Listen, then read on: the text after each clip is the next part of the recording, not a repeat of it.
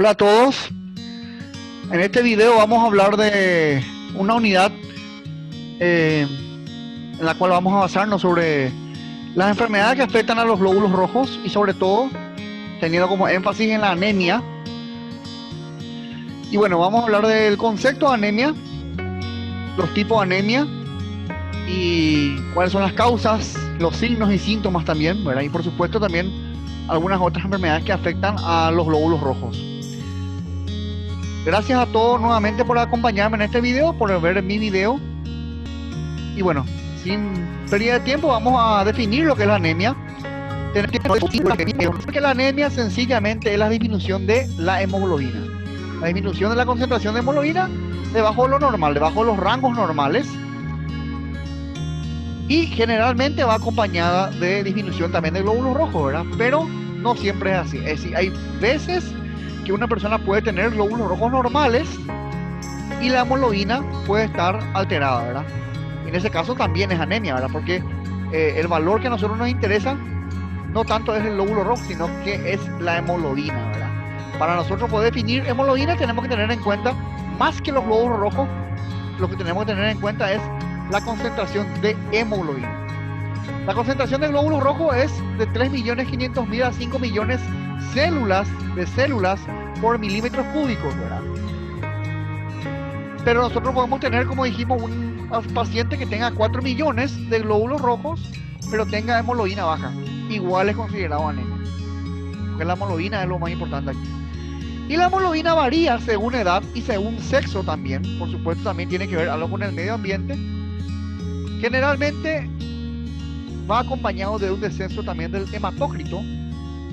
Por lo tanto, la persona va a tener una alteración de la viscosidad sanguínea. Y como dijimos, casi siempre, no siempre, pero casi siempre, va acompañado de un descenso también de glóbulos rojos. ¿Cuánto es el valor normal de hemoglobina? Esto varía, y dijimos, según sexo, según edad. Generalmente hacia los 18 vendría a ser el máximo, pero a lo que a nosotros nos interesa aquí es el mínimo. El mínimo en los hombres es de 13 gramos por decilitro. Es decir, todo lo que sea por debajo de 13 gramos por decilitro ya es considerado anemia en los varones. Me refiero a varones jóvenes, adultos, ancianos, ¿verdad? Excepto los niños, ¿verdad? En las mujeres no embarazadas, hay que aclarar eso, el valor mínimo es de 12 gramos por decilitro. En las mujeres embarazadas, el valor, por supuesto, es hasta 11. El valor mínimo es de 11 gramos por decilitro. Y en los niños, que no figura aquí, ¿verdad? Pero vamos a mencionarlo, en los niños el valor mínimo es de 10 gramos por decilitro. Es decir, un valor de 10 o un valor de 11 en un hombre adulto o una mujer adulta puede ser anemia, pero en un niño va a ser todavía normal. Sin embargo, un valor de 9 ya es anemia en todo tipo de personas, ¿verdad? En hombres, en mujeres, en embarazadas y también en niños, ¿verdad? Con un valor de 9 ya no hay dudas que es anemia en cualquier tipo de persona, de cualquier sexo y de cualquier edad. Aquí tenemos una imagen donde vemos la prevalencia de los casos de anemia en un periodo determinado, ¿verdad? 1993 a 2005. Hoy día se manejan los mismos datos o datos similares, ¿verdad? Aquí tenemos básicamente los países de Latinoamérica, donde podemos ver que Paraguay, por ejemplo, tiene un 30%. Esta imagen fue tomada de una revista peruana, donde vemos que el 50% en niños menores de 5 años y que hay un pequeño descenso en las mujeres gestantes, ¿verdad? Y nuevamente un pequeño descenso en las mujeres en edad fértil, ¿verdad? Que no están embarazadas, que no están gestantes, ¿verdad? Pero como vemos, no hay tanta diferencia. Más o menos se manejan los mismos datos, ¿verdad? Lo mismo ocurre con Paraguay, 30% en niños menores de 5 años, en mujeres gestantes 39%, y en mujeres en edad fértil que no están embarazadas, que no tienen gestación, 26%. O sea, un 30% más o menos vendría a ser a nivel Paraguay, ¿verdad? En otros países, Argentina es el que tiene el menor porcentaje de casos, si nos fijamos en los tres grupos, ¿verdad? En los niños menores de 5 años, en las mujeres gestantes y en las mujeres no gestantes, ¿verdad? porque tienen, junto a Uruguay, ¿verdad? Son los países que tienen menor cantidad de casos de anemia, o sea, de prevalencia de anemia. Sin embargo, si nos fijamos en Brasil, Bolivia, son los que tienen más casos, sobre todo en niños, ¿verdad? Pero si nos fijamos eso en mujeres gestantes y en mujeres no gestantes, vemos que la cantidad de casos es similar al resto, ¿verdad? Así vemos que 37, 29, cercano a los 30% es digamos, el índice. En Guyana, por ejemplo, sí hay mucha más cantidad de casos, no solamente en niños, sino que también en mujeres, como vemos aquí, ¿verdad? Superior en todo sentido a los otros países en la cantidad de casos. Pero en el caso de Brasil y Bolivia, solamente en niños tenemos esa diferencia. Solamente en niños tenemos una mayor cantidad de casos aquí. Pero en general vendría a ser cercano a los 30% el valor promedio por sexo y por edad en lo que se refiere a Latinoamérica. Aquí vemos otra imagen más, otra tabla en la cual tenemos lo mismo, ¿verdad? Eso es según la OMS. Esta es, digamos, ya base de datos del mundo, en millones de personas que están afectadas. Vemos que en mujeres no embarazadas es mayor la cantidad de casos, o sea, es mayor en mujeres, si sumamos las mujeres no embarazadas con las embarazadas, ¿verdad? Vamos a tener mayor cantidad de casos que varones, pero fijémonos que la cantidad de niños, la cantidad de casos que hay en niños es inclusive mayor, porque si sumamos esto nos da más de 500 y casi 600 millones de casos. Podemos deducir que la mayor cantidad de casos, el grupo etario más afectado es los niños, ¿verdad? Ya sea en edad preescolar y en edad escolar. En varones, digamos, es menos frecuente, pero tampoco es digamos, un valor bajo. Embarazadas, por suerte, vamos a decir así, digamos, la cantidad de personas anémicas, de embarazadas anémicas es bajo. Pero en total tenemos una cantidad de 1.620 millones de personas. Eso más o menos viene a ser, en teoría, viene a ser cercano al 30%, es decir, lo que más o menos se maneja en Latinoamérica, ¿verdad? Un poco menos del 30%, ¿verdad? Teniendo en cuenta la población mundial actual. O sea, hay muchas cantidades de casos de anemia en el mundo. Muchas personas no saben que son anémicas. Muchas personas nunca fueron diagnosticadas de anemia y muchas personas tienen anemia y no saben, ¿verdad? Nunca se hicieron ningún estudio, porque la anemia no siempre da síntomas. Muchas veces los síntomas que dan pasan desapercibidos y otras veces ni siquiera da síntomas. Entonces, la anemia es algo laboratorial más que clínico, ¿verdad? O sea, tiene una semiología clínica, tiene una cantidad de signos y síntomas, ¿verdad? Pero muchas veces la anemia es asintomática y más bien la anemia es de diagnóstico laboratorial antes que clínico. Sabemos que la anemia es ambos, ¿verdad? Es diagnóstico clínico laboratorial, pero por el concepto de anemia tenemos que tener en cuenta que antes que dé síntomas, lo importante es mantener los valores de hemoglobina en forma normal, porque el descenso de ellos produce anemia, ¿verdad? O sea, el diagnóstico es 100% laboratorial y no 100% clínico. Aquí vemos otra imagen. Aquí, por ejemplo, ya tenemos países de América Central, Haití, por ejemplo, que vemos que la cantidad de casos inclusive es mayor. Esto ya es en general, ¿verdad?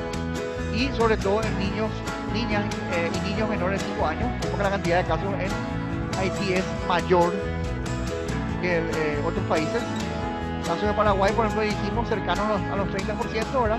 Pero vemos que esta curva no es muy variada, ¿verdad? Que más o menos se mantiene cercano o por debajo o por encima de los 30% a partir de Guatemala, Cuba, Jamaica, Perú.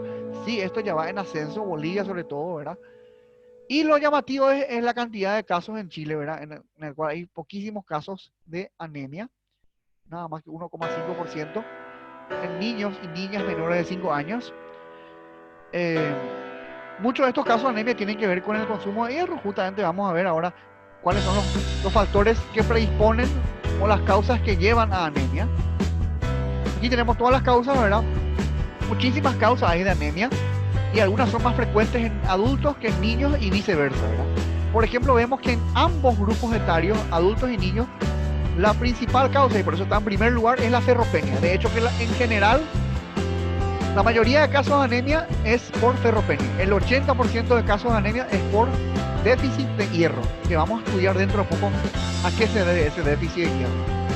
Pero vemos que en los adultos abundan también las enfermedades crónicas, como la insuficiencia renal crónica, la aplasia, cosa que no ocurre, por ejemplo, con la mieloptisis, ¿verdad? Cosa que no ocurre en los niños. En los niños más bien es algo más hereditario. Pueden haber enzimopatía, vamos a estudiar más adelante eso, sobre todo alteraciones que afectan a la enzima llamada glucosa 6-fosfato deshidrogenasa. La leucemia, que es una causa muy frecuente de anemia también en los niños, que no afecta tanto a los adultos. Y esto, ¿verdad? Que si bien encontramos en ambos grupos etarios, es más frecuente en adultos que en niños, ¿verdad? La deficiencia del ácido fólico y la vitamina B12. Y bueno, la aplasia medular que encontramos en ambos grupos, ¿verdad? Bueno, los tipos de anemia se clasifican en base a dos valores. Uno de ellos es el BCM, que significa volumen corpuscular medio, y el otro valor que se tiene en cuenta para clasificar la anemia en forma morfológica es la HCM, que es la hemoglobina corpuscular media. Teniendo en cuenta la BCM, nosotros podemos clasificar en tres tipos la anemia: la anemia normocítica, microcítica y macrocítica. Y teniendo en cuenta la HCM, podemos clasificar en tres tipos de anemia: la hipocrómica, la normocrómica y la hipercrómica. Vamos a ver enseguida los valores de estos, ¿verdad? Pero tenemos que tener en cuenta que aquí lo que nosotros medimos es el volumen, el tamaño de un glóbulo rojo, y aquí lo que vemos es más bien la coloración de ese glóbulo rojo, ¿verdad? Generalmente un glóbulo rojo blanquecino, ¿verdad? Que tiene poca hemoglobina, poco pigmento hemoglobínico, presenta una anemia hipocrómica. Cromo es de color, ¿verdad? Y la que tiene normalmente la coloración hemoglobínica es normocrómica, y la que tiene mayor por encima es la hipercrómica, que no figura aquí, ¿verdad? Sin embargo, aquí vemos el valor del volumen, ¿verdad? El tamaño más bien de la hemoglobina. Es una hemoglobina grande, que por supuesto va a afectar también en el tamaño del glóbulo rojo, es la macro. La micro es tamaño disminuido y tamaño normal es la normocítica. Podemos tener asociación de ambos tipos de anemia. Es decir, yo puedo tener, por ejemplo, una anemia normocítica y tener, por ejemplo, concomitantemente una anemia normocrómica, ¿verdad? De hecho que podemos evaluar los dos tipos de valores y podemos tener asociado una anemia de este tipo con una anemia de este tipo, ¿verdad? Podemos tener solamente un tipo de anemia, es decir, normocítica, y tener, digamos, un tipo de aquí también, ¿verdad? ¿Cuáles son las posibilidades? Si yo tengo una anemia microcítica, las posibilidades son que además de tener microcítica, yo puedo tener una anemia normocrómica o bien una anemia hipocrómica. Lo que no puede ser posible es tener una anemia microcítica y tener una anemia hipercrómica. Eso no, porque yo no puedo tener, digamos, una anemia en la cual yo tengo un glóbulo rojo pequeño, una hemoglobina pequeña, y tengo bastante pigmento hemoglobínico. Eso es imposible, ¿verdad? Entonces, en caso de que yo tenga una anemia microcítica, la posibilidad de tener, según el HCM, es tener una anemia hipocrómica o normocrómica. Sin embargo, si yo tengo una anemia macrocítica, las posibilidades, según el HCM, es tener una anemia normocrómica o hipercrómica. Lo que yo no voy a poder tener, según el HCM, es una anemia hipocrómica, y según el BCM, una anemia macrocítica. O sea, estas dos asociaciones, esta asociación de macrocítica con hipocrómica no se puede dar.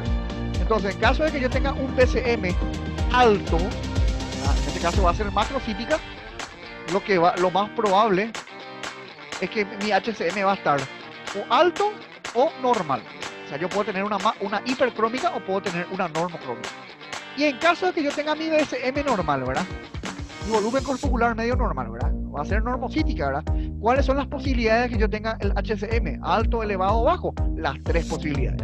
Es decir, si yo tengo una anemia normocítica, yo puedo tener, según el HCM, ya sea una anemia hipocrómica, una anemia normocrómica o una anemia hipercrómica. O sea, cualquiera de las tres anemias según el HCM yo puedo tener siempre y cuando mi anemia sea normocítica, o sea que mis valores de BCM estén dentro del rango normal. Supongamos que yo tenga un BCM, alterado, pongámosle, un valor de 120, ¿verdad? El BCM, su valor normal es de 80 a 100. Supongamos que yo tenga un BCM de 120. Y en el HCM tengamos un valor de 40, ¿verdad? El valor de HCM normal es de 27 a 31, ¿verdad? Entonces, teniendo en cuenta eso, si yo tengo un BCM de 120, que está por encima de lo normal, ¿verdad? O sea, va a ser macrofítica en ese caso. Y si yo tengo un HCM de 40, por encima de lo normal, que va a ser hipercrómica en ese caso, yo tengo una macrofítica y una hipercrómica, y mi hemoglobina en un niño es de 12. Recordemos que el mínimo en el niño es de 10. Entonces, en ese caso, ¿qué va a ser? ¿Qué tipo de anemia va a ser? Y la respuesta es ningún tipo. ¿Por qué? Parece una cáscara de banana esto, ¿verdad? Porque algo que puede confundir. Porque la anemia se considera a partir del descenso de hemoglobina por debajo de los valores normales. Si mi hemoglobina está normal, ¿cómo yo voy a hablar de tipo de anemia, verdad? Categóricamente no hay anemia. ¿Para qué justamente hablo de esto? Para que justamente tengamos en cuenta que yo tengo que tener en primer lugar mi valor de hemoglobina normal. Si mi hemoglobina está normal, pues se acabó, no hay anemia. No voy a estar fijándome en el BCM ni el HCM. ¿Para qué me voy a fijar en esto si ya no es anemia, verdad? Yo me voy a empezar a fijar en el BCM y en el HCM cuando mi hemoglobina esté por debajo de lo normal. Si mi hemoglobina está dentro del rango normal, pues se acabó. Ya no hace falta mirar el BCM ni el HCM. Esto no es anemia y punto. Eso no me quería aclarar justamente. Esa es la clasificación morfológica de la anemia. Y vamos a tener una clasificación funcional de la anemia, teniendo en cuenta el conteo de reticulocitos. Recordemos que el conteo de reticulocitos se hace en un estudio llamado examen de frotis de sangre periférica. Frotis de sangre periférica que básicamente se hace poniendo una gotita sobre el portaobjetos y se frota justamente con una lámina para examinar justamente la cantidad de reticulocitos que hay en sangre, ¿verdad? Y básicamente los reticulocitos ya sabemos que son las células inmaduras que preceden a los eritrocitos, es decir, a los hematíes o glóbulos rojos. Son los precursores más inmediatos de los glóbulos rojos. Son como unos glóbulos rojos, ¿verdad? Igual que el glóbulo rojo, pero que tiene núcleo. Esa es la diferencia. Sabemos que el glóbulo rojo no tiene núcleo, una célula anucleada. Y bueno, el reticulocito sería como un glóbulo rojo, pero con núcleo, ¿verdad? Es lo que es, digamos, el estado previo al glóbulo rojo. Eso es el reticulocito.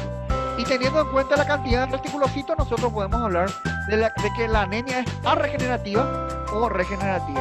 Si los reticulocitos están disminuidos, en ese caso vamos a llamarlo anemia arregenerativa. Quiere decir que el problema está en la médula ósea. La médula ósea no está produciendo células madre y por supuesto tampoco está produciendo ningún precursor, ¿verdad? Y bueno, la prueba de eso es que tenemos reticulocitos bajos. Sin embargo, si tenemos unos reticulocitos normales o aumentados, en ese caso nuestra anemia va a ser regenerativa, porque la prueba de eso es que se está produciendo glóbulos rojos. Se está tratando de producir glóbulos rojos, pero el problema está en que o a lo mejor esos glóbulos rojos se pierden, ¿verdad? Hay una hemorragia a lo mejor, o bien hay una hemólisis. ¿Qué es una hemólisis? Hemo, sangre, ¿verdad? Lisis, destrucción. Una hemólisis es la destrucción de cualquier tipo de célula y sobre todo glóbulos rojos, ¿verdad? Es decir, por algún mecanismo, generalmente es inmunológico, generalmente es un anticuerpo que se forma contra los glóbulos rojos, es decir, un autoanticuerpo que el propio organismo produce contra los propios glóbulos rojos, le mata al glóbulo rojo. Lisa, produce una lisis sobre los glóbulos rojos. Eso es hemólisis, destrucción masiva de glóbulos rojos. O bien también podemos llamar hemólisis cuando los glóbulos rojos viven menos de lo que tienen que vivir. Sabemos que un glóbulo rojo tiene que vivir 120 días. Pues que un glóbulo rojo viva 80 o 60 días, a eso también llamamos hemólisis. O sea que, o sean destruidos, o bien que sean glóbulos rojos defectuosos que vivan menos de lo que tienen que vivir. Bueno, según la severidad de la anemia, nosotros podemos tener en cuenta, por supuesto, esto varía según el sexo y la edad, pero en general, en promedio general, podemos clasificar en 3 tipos de anemia según la gravedad o la severidad de la anemia. La anemia que está por debajo de 10, ¿verdad? En todos es 10, por debajo de 10 ya es anemia. Podemos considerar que eso es anemia leve. Si el valor de hemoglobina está entre 8 a 10, hablamos de anemia moderada, y si la hemoglobina es por debajo de 8, ahí ya hablamos de anemia grave. 8 gramos por decilitro, por supuesto, ¿verdad? Generalmente en un caso de anemia grave muchas veces es importante hacer la transfusión sanguínea, sobre todo de hematíes. Por aquí tenemos el panorama general de todas las causas que ya hemos dicho anteriormente. Inclusive podemos tener déficit no solamente de hierro, sino que ya dijimos que también puede haber otras vitaminas, ácido fólico, vitamina B12, y en menor frecuencia algunos metales como el cobre u otra vitamina como la vitamina C. También puede ser por pérdida de sangre, ¿verdad? Hemorragia, ya vamos a hablar enseguida de eso, o bien por fallo en la médula ósea. ¿Por qué puede fallar la médula ósea? Puede ser debido a fármacos. Existen antibióticos como el cloranfenicol, los antiinflamatorios no esteroideos, es decir, los AINES, los hipoglucemiantes orales que se usan para el tratamiento de la diabetes, en consumo crónico pueden generar una falla en la médula ósea, ¿verdad? Esto puede ser también adquirido, puede ser congénito o sin causa desconocida. En ese caso hablamos de idiopáticas. Puede haber también un síndrome llamado mielodisplásico, que vamos a hablar más adelante de eso. Las leucemias pueden generar también problemas en la médula ósea, y el abuso del alcohol en forma crónica. Pueden haber también tumores, inclusive no solamente tumores, sino que también metástasis de otros tumores. Bueno, pues ya hablamos de las hemólisis, también pueden ser causas de anemia, ¿verdad? Por destrucción masiva de estos glóbulos rojos, o bien porque un glóbulo rojo viva menos, ¿verdad? Algunas causas son las hemoglobinopatías, que vamos a hablar en este video, y también enfermedades autoinmunes que produzcan destrucción masiva de glóbulos rojos. Hay veces también que existen enfermedades como la talasemia y enfermedades crónicas que justamente hacen que se produzcan menos glóbulos rojos. Aquí tenemos un panorama, un algoritmo diagnóstico en el cual vemos los 3 tipos de anemia según el BCM. Ya dijimos que el valor de BCM normal es de 80 a 100. Entonces, cuando tenemos un valor de menor a 80, vamos a hablar de anemia microcítica. Valor normal de 80 a 100, hablamos de anemia normocítica. Y valor de BCM por encima de 100, hablamos de anemia macrocítica. Aquí vemos el algoritmo diagnóstico, es decir, las posibilidades diagnósticas, las posibilidades etiológicas, es decir, las causas probables en cada tipo de anemia. Si tenemos una anemia microcítica, generalmente la mayor parte la mayor cantidad de casos de anemia microcítica se dan por una anemia ferropénica, o sea, debido a ferropenia. De hecho, que en total, ya dijimos que la ferropenia es la causa más frecuente de todo tipo de anemia, ¿verdad? La más frecuente, pero sobre todo de la microcítica, ¿verdad? Aquí no vamos a encontrar ferropenia, ni tampoco en la macrocítica. Sí, en la microcítica, aquí es donde entra la ferropenia. Entonces, para hablar de anemia microcítica, tenemos que hacer un estudio del hierro. Pero fijémonos que en caso de que tengamos una anemia microcítica, no solamente la ferropenia es la única causa. Pueden haber otras causas también. Pero la mayor cantidad de veces que se da una anemia microcítica es por ferropenia. Entonces, ¿cómo vamos a saber cuándo es ferropenia y cuándo no? Entonces hay que hacer el estudio del hierro. Si nuestro hierro, la sideremia, es el hierro que está asociado a otros metales, ¿verdad? Nosotros tenemos tres tipos de hierro. El hierro asociado a metales llamado sideremia, el hierro de depósito llamado ferritina y el hierro que es transportado por la sangre llamado transferrina. Entonces hay que estudiar estos tres tipos de hierro para saber si estamos realmente en presencia de anemia ferropénica o no. Si nuestro hierro llamado sideremia y el de depósito llamado ferritina está disminuido, lo que ven ustedes aquí, entonces en ese caso no hay más duda, esto se trata de una anemia ferropénica. En ese caso lo que va a estar aumentado es el transporte el hierro de transporte, la transferrina, pero el hierro de depósito y también la sideremia van a estar disminuidos. Entonces en ese caso ya no hay duda que esto es ferropénico. Pero ¿qué pasa si estos dos están aumentados, ¿verdad? La sideremia y la ferritina, y lo que está disminuido es la transferrina? Entonces en ese caso esto no es ferropenia. Entonces, ¿por qué puede darse una microcítica? Puede darse por enfermedades crónicas, como por ejemplo la hepatitis crónica, la insuficiencia renal crónica, todo lo que sea enfermedad crónica. ¿Qué pasa si no llegamos al diagnóstico de ferropenia, ni tampoco llegamos si tampoco vemos que no hay ninguna enfermedad crónica que cause esta anemia microcítica? Y bueno, alguna causa debe haber.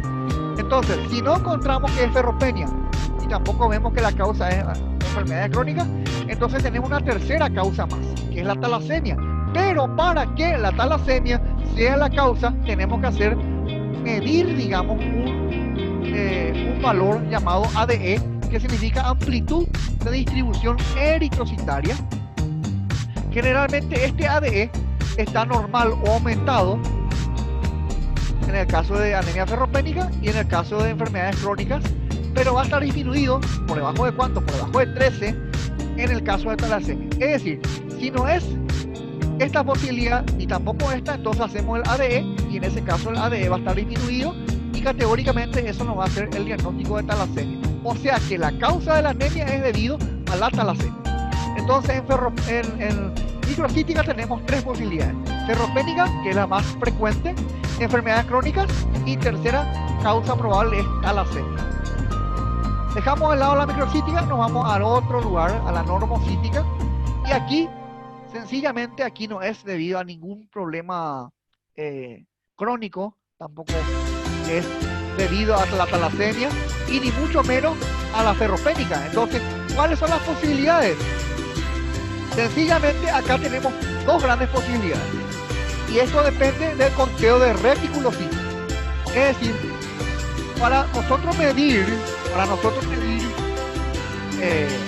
cuál es la causa de la normocítica, ¿verdad? Ya sabemos que normocítica es debido a que el BCM está entre 80 a 100, está normal, valores normales. Entonces, en este caso nosotros hacemos lo que se llama el examen de sangre periférica, el frotis de sangre periférica, en el cual justamente vamos a medir la cantidad de reticulocitos. Cuando tenemos un aumento de reticulocitos por encima del 2%, entonces las posibilidades etiológicas son o por hemorragia o por una hemólisis. O sea, el paciente está perdiendo sangre por algún lugar, ya sea por orina, en este caso se va a llamar hematuria, o ya sea por vía fecal, ya sea por melena, o ya sea por rectorragia, está perdiendo sangre por el ano, o bien el paciente puede perder sangre, puede tener una hemorragia interna. En este caso el paciente va a estar pálido, va a tener justamente signos de pulso débil. Tenemos en cuenta también que en las mujeres puede ser una menstruación, puede generar, evidentemente genera hemorragia, y también no nos olvidemos que el paciente puede tener pérdida de sangre por la nariz. En ese caso también puede generar este tipo de anemia. Epistaxis se llama cuando la hemorragia se da por la vía nasal.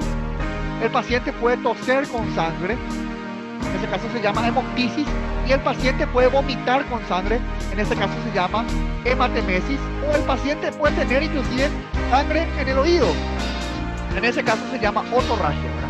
Cualquier tipo de hemorragia, sea por la razón que sea, puede generar sobre todo una hemorragia masiva, una hemorragia que no para, puede generar anemia y de qué tipo, normocítica, y en ese caso nuestros reticulocitos van a estar por encima del 2%. O bien, si no es por hemorragia, puede ser debido a una hemólisis, ¿verdad? En ese caso una anemia hemolítica, ¿verdad? Por destrucción masiva de glóbulos rojos o por la razón de que los glóbulos rojos vivan menos de lo que deben vivir.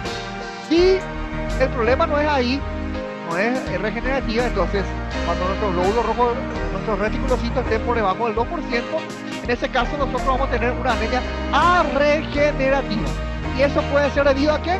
Debido a una anemia plástica. Es debido entonces a un trastorno que afecte la médula ósea. La médula ósea no está produciendo ningún tipo de célula, pero sobre todas las cosas el lóbulo rojo. Eso se llama aplasia. Aplasia significa que no produce ningún tipo de célula, ni glóbulos rojos, ni glóbulos blancos, ni plaquetas. Una de las causas frecuentes es la leucemia, causa frecuente de anemia normocítica arregenerativa. Si no se da el caso de que es este tipo de anemia, entonces pasamos al tercer tipo de anemia, la macrocítica. En ese caso nuestro BCM va a estar aumentado por encima de 100, y en ese caso va a haber glóbulos rojos grandes. Glóbulos rojos grandes que por supuesto van a tener hemoglobina grande, de volumen, esto se le llama megaloblasto. Pero fijémonos que no toda anemia macrocítica es megaloblástica.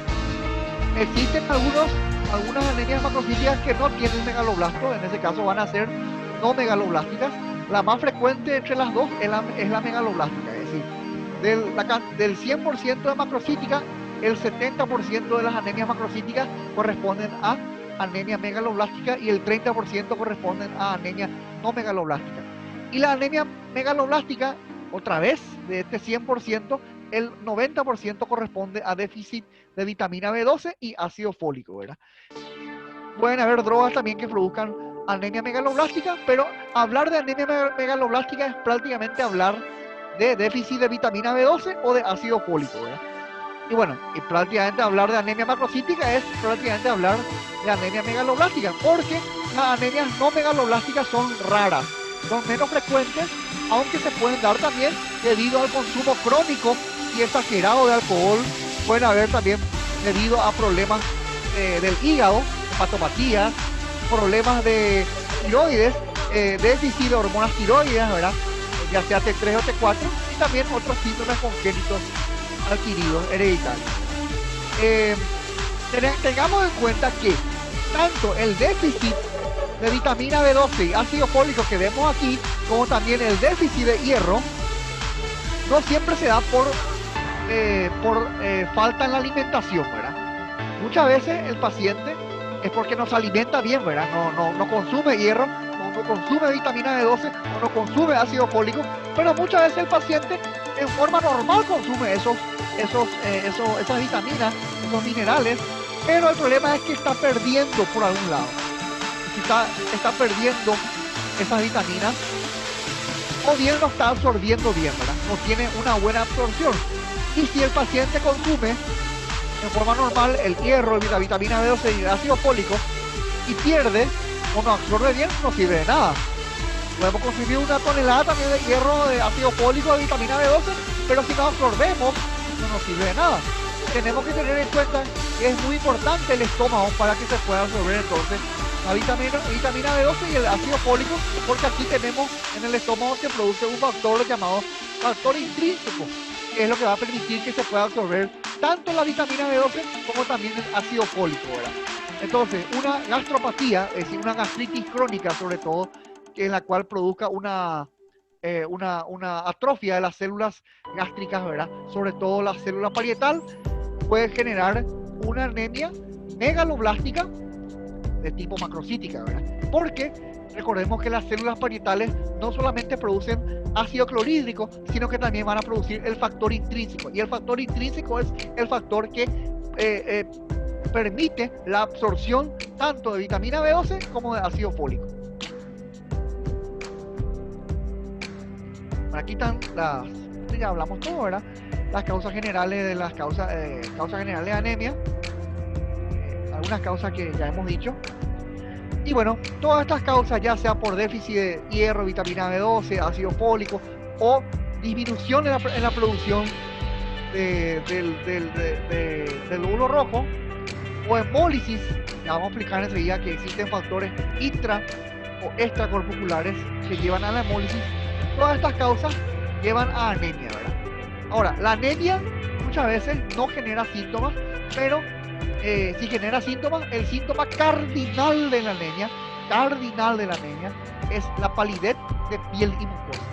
Ese es el síntoma más frecuente y más típico y más clásico de toda anemia.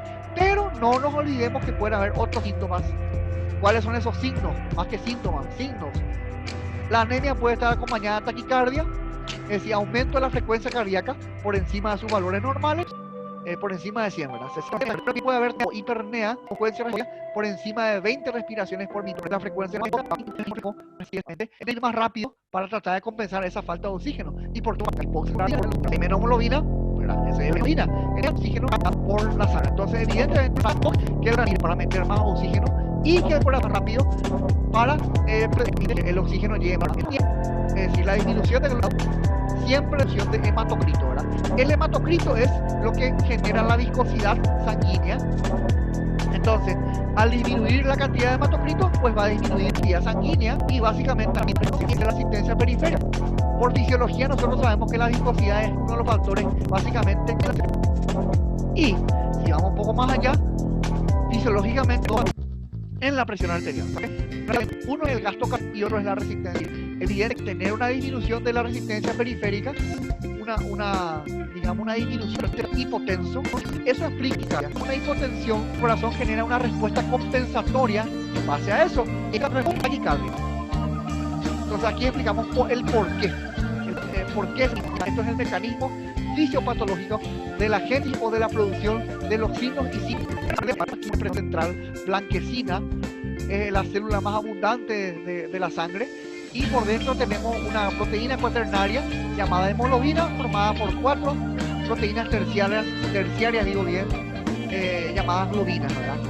Dentro de esta hemoglobina tenemos básicamente el grupo hemo, formado por 4 anillos de tiroles, es una protoporfirina, formado por 4 anillos de tiroles y un hierro central que debe estar en estado con valencia 2, ¿verdad? Para poder captar el oxígeno. La importancia de la hemoglobina es su membrana. La importancia de la membrana dentro de la hemoglobina, porque la membrana permite que el glóbulo rojo también pueda deformarse a alta capacidad de deformabilidad. ¿Por qué? ¿Para qué, mejor dicho? Para que los glóbulos rojos puedan atravesar los capilares, que son más pequeños que un glóbulo rojo, ¿verdad? Y se pueda adaptar a ese capilar y poder transportar básicamente transportar la hemoglobina y transportar el oxígeno y también el dióxido de carbono por la sangre. Recordemos que una vez que se cumplen los 120 días de vida del glóbulo rojo, los glóbulos rojos mueren y son reemplazados por nuevas células rojas. ¿Y qué pasa con esos glóbulos rojos muertos? Básicamente forman lo que va a ser la bilirrubina y por supuesto van a morir ¿dónde? En el vaso, que es el lugar donde mueren los glóbulos rojos. Ya hablamos de los valores que pueden variar entre varón y mujer, ¿verdad? De la hemoglobina también disminuye, por supuesto, en los niños. Hay valores diferentes según la edad. En el embarazo también ya dijimos, ¿verdad? En la mujer embarazada es menor el valor de hemoglobina normal que en la mujer no embarazada. ¿Por qué? Ya dijimos, ¿verdad? Por los fenómenos de hemodilución, ¿verdad? En el embarazo, sobre todo a partir del segundo trimestre, hay un fenómeno llamado de hemodilución, en la cual va a aumentar, digamos, el volumen plasmático, el volumen del plasma, pero va a disminuir la cantidad de hemoglobina. Esto es normal que ocurra, ¿verdad? También otros factores que pueden disminuir la hemoglobina es básicamente la insuficiencia cardíaca y cualquier tipo de edema, ya sea edema renal, por ejemplo, o edema cardíaco, en el cual además de disminuir valores de hemoglobina, también va a disminuir el valor de hematocrito, ¿verdad? También el horario puede hacer variar la concentración de hemoglobina, aunque esto no es tan frecuente, ¿verdad? Y no es tan importante también, ¿verdad? Pero generalmente a la tarde básicamente baja un poco la hemoglobina y también puede haber alteración en los fumadores, ¿verdad? La altura también genera aumento de hemoglobina porque sencillamente hay un aumento de la eritropoyesis, ¿verdad? La eritropoyesis, es decir, los glóbulos rojos aumentan en la altura y por supuesto va a aumentar la cantidad de hemoglobina, sencillamente como un mecanismo compensatorio. Lo mismo en los fumadores, ¿verdad? Como un mecanismo compensatorio nada más. Aquí vemos en este gráfico la curva de disociación de la hemoglobina, en la cual vemos que la hemoglobina tiene, digamos, genera una saturación, es decir, la captación por el oxígeno, que básicamente va aumentando a mayor cantidad de oxígeno, pero vemos que llega a un nivel en el cual ya no aumenta más, es decir, la curva se aplana, como vemos aquí, ¿verdad? Y ya queda estable, ¿verdad? Este ya no aumenta más, ¿por qué? Porque la saturación normal del cuerpo es de 92 a 99%. Esa es la saturación normal de la hemoglobina. Por eso es que la saturación normal es esa y se mantiene estable. Tenemos que tener en cuenta que la hemoglobina, digamos, su afinidad depende muchas veces del pH. Cuando tenemos un pH menor, una acidosis por ejemplo, la hemoglobina le cuesta más unirse al oxígeno, ¿verdad? Es decir, por eso que un pH menor va a generar una hipoxia, ¿verdad? Una disminución de oxígeno en sangre, ¿verdad? Una hipoxemia, porque la afinidad de la hemoglobina va a estar disminuida en cuanto al oxígeno y en contrapartida a esa hipoxia va a ser acompañada una hipercapnia, ¿verdad? Un aumento de CO2, por eso que el pH bajo genera un aumento de CO2 o viceversa. El aumento de CO2, es decir, la hipercapnia, la hipoxia, que es la disminución de oxígeno, va a generar una acidosis, en este caso respiratoria. Y el efecto Haldan, ¿qué significa? ¿Verdad? Que la desoxigenación de la sangre básicamente aumenta la cantidad o la posibilidad de la hemoglobina para poder portar dióxido de carbono. Es decir, el dióxido de carbono compite con el oxígeno, ¿verdad? Básicamente, algunas adaptaciones, ya explicamos esto, ¿verdad? Que ocurren durante la anemia es el aumento de la frecuencia cardíaca, del gasto cardíaco también, el aumento de la velocidad de circulación, eso se debe al fenómeno de hemodilución, a la mayor fluidez de la sangre y por supuesto a la disminución del hematocrito, que es lo que genera la viscosidad. Y también por supuesto se prioriza la perfusión o la irrigación de la sangre a ciertos órganos que son vitales, por ejemplo hígado, por ejemplo corazón, por ejemplo riñón y cerebro. También tenemos que tener en cuenta que aumenta la utilización del oxígeno en los tejidos, ¿verdad? Es decir, los tejidos es como si fuera que priorizan más, digamos, ese oxígeno. Aumenta también el 2,3 disfosfato glicerato en los glóbulos rojos, ya vamos a explicar enseguida en qué consiste eso, y disminuye básicamente el oxígeno por la hemoglobina en cada uno de los tejidos.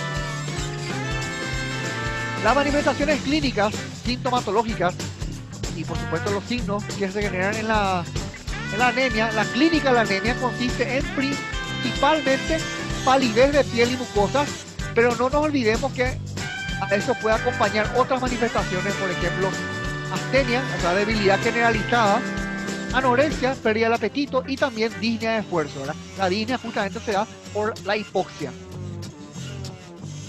Ya hablamos de la palidez de piel se busca sobre todo en la cara, en la mejilla, en los labios, se ve por supuesto un labio pálido, un labio rosado, y también por supuesto en los ojos y sobre todo en el lecho unguial. En el lecho unguial, así donde está cerca de la uña, ¿verdad? Sobre la uña se busca también esa palidez de piel y mucosa. También en la lengua y en la cavidad bucal se puede observar esta palidez. Además de eso, puede haber taquicardia, ya dijimos, ¿verdad? Inclusive puede haber soplo que se da en la sístole y alteraciones un poco menos frecuentes, ¿verdad? Como cefalea. Bueno, la cefalea no es tan poco frecuente, es decir, es un poco más frecuente que las otras. La cefalea se da sobre todo por la falta de oxígeno a las neuronas, por la hipoxia. Trastornos visuales también, ¿verdad? Aunque esto sí es menos frecuente, es menos usual.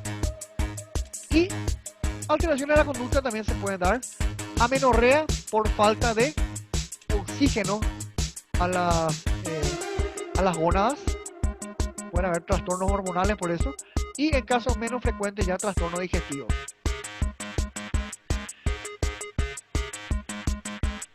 Siempre hay que tener en cuenta que a un paciente con anemia hay que preguntarle, bueno, la edad evidentemente era para saber, para evaluar los rasgos, digamos, evidentemente, ya sé cuando es un niño, ¿verdad? No hace falta preguntarle la edad, ¿verdad?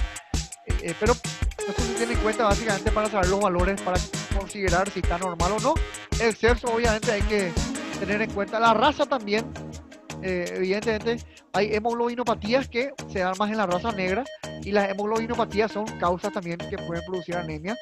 La etnia también, ¿verdad? Existen algunas enfermedades talasémicas que se dan más en ciertas razas, ¿verdad? Y eso puede afectar evidentemente la presentación de la cantidad de hemoglobina. Si el paciente fue prematuro, ¿verdad? Eso puede ser también un indicativo de que el paciente puede presentar anemia, ¿verdad? Sobre todo si hay hiperbilirubinemia, ¿verdad? Dijimos, la bilirrubina es digamos el resultado de la muerte de glóbulos rojos. Si el paciente tiene bastante cantidad de bilirrubina, evidentemente que hay una hemólisis. La dieta es fundamental, ¿verdad? Sobre todo si hay una dieta sencillamente en hierro, ¿verdad? Vitamina B12, ácido fólico. Y también tener en cuenta que la geofagia, ¿verdad? Si el paciente come tierra, porque eso puede llevar a la formación o la introducción de parásitos. La parasitosis puede generar básicamente trastornos en la absorción de estas vitaminas. ¿Qué droga consume el paciente? Hay drogas que ya dijimos afectan a la médula. Si el paciente tiene infecciones, ¿verdad? Sobre todo por el riesgo de que estas infecciones puedan producir problemas en la médula, sobre todo si el paciente tiene historia de que tuvo alguna vez hepatitis, infección por algún virus de cualquier tipo de hepatitis.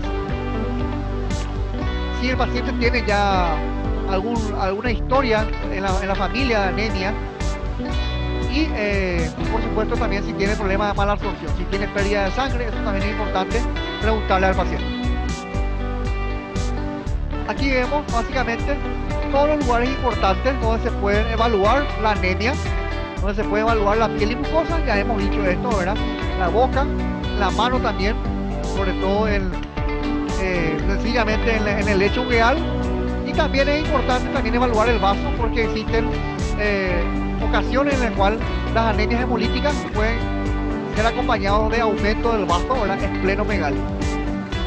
Ya hablamos de esto, ¿verdad? Según el BCM y el HCM se puede dividir la anemia según micro, normo y macrocítica en cuanto al BCM, y el HCM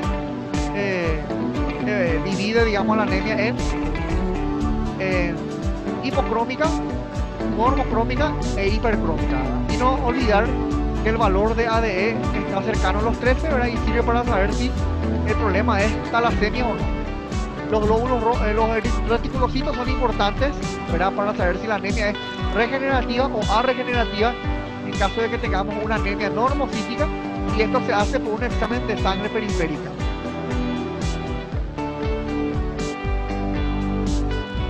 Bueno, ya hablamos que los reticulocitos son sencillamente los precursores de los glóbulos rojos y que también contienen residuos de ARN, parecidos a los glóbulos rojos. Bueno, podemos tener también alteraciones en la forma de los glóbulos rojos, y eso también se puede ver en un examen de sangre periférica. En este caso no tenemos básicamente únicamente alteración del conteo, o sea, no es alteración cuantitativa nomás, sino que es la calidad de los glóbulos rojos. En este caso podemos tener alteración cualitativa de los glóbulos rojos. Y tenemos lo siguiente: podemos tener glóbulos rojos de diferente tamaño. En este caso hablamos de anisocitosis. Podemos tener formas iguales pero diferentes tamaños. En este caso anisocitosis. Si tenemos Mismo tamaño, pero de diferentes formas, hablamos de poiquilocitosis. Podemos tener uno de los dos, podemos tener ambos, ¿verdad? Combinados. Podemos tener, digamos, la forma de los glóbulos rojos, ¿verdad? Y la enfermedad se llama elipsis. Y si la glóbulo rojo básicamente se convierte en una esfera, sabemos que el glóbulo rojo no es una esfera perfecta, pero si se convierte en una esfera perfecta, en ese caso hablamos de esferocitos, y en ese caso la enfermedad es la esferocitosis hereditaria. Podemos tener también glóbulos rojos en forma de media luna o en forma de hoz, y en ese caso la enfermedad va a ser la anemia falciforme, digo bien, porque las células que se forman de esa forma se llaman células falciformes. Esto es frecuente en paludismo. Y podemos tener también glóbulos rojos en forma de lágrimas. En ese caso las células se van a llamar dacriocitos y la enfermedad va a ser la dacriocitosis. Vamos a ver enseguida en imágenes esto.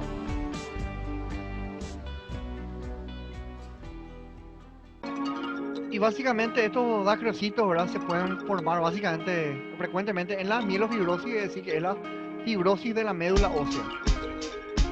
Y vemos justamente la anisocitosis, en la cual vemos que la forma es igual, pero el tamaño es diferente.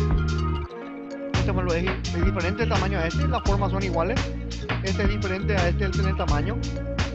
Sin embargo, en la poiquilocitosis tenemos un tamaño igual, ¿ven? Todas las células son iguales, pero aquí vemos formas diferentes, ¿verdad? Esta no es igual a esta no es igual a esta, formas diferentes. Tamaño es igual, forma diferente. La esferocitosis, en la cual, generalmente esto es hereditario, en la cual vemos que los glóbulos rojos aparentan una esfera perfecta. No todas, pero algunas sí, ¿verdad? Como en este caso, por ejemplo. ¿Verdad? Estos son los esferocitos.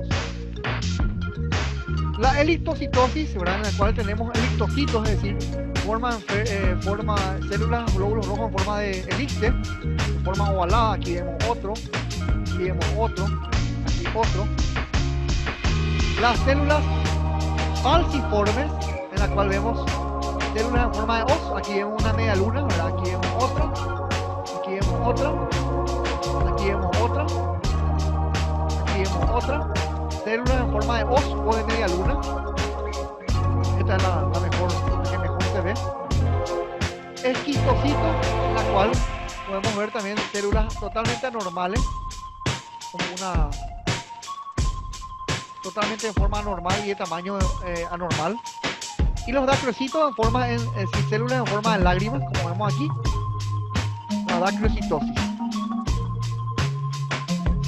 Bueno, básicamente las anemias microcíticas, como ya hemos dicho, hay que estudiar el hierro, ¿verdad? Esto ya hemos dicho todo. Generalmente es ferropénica, pero también hay que tener en cuenta en que esto puede ser debido a un trastorno crónico, ¿verdad? Y la tercera posibilidad es que esto sea una talasemia, según la electroforesia, en el cual vamos a medir el ADN. La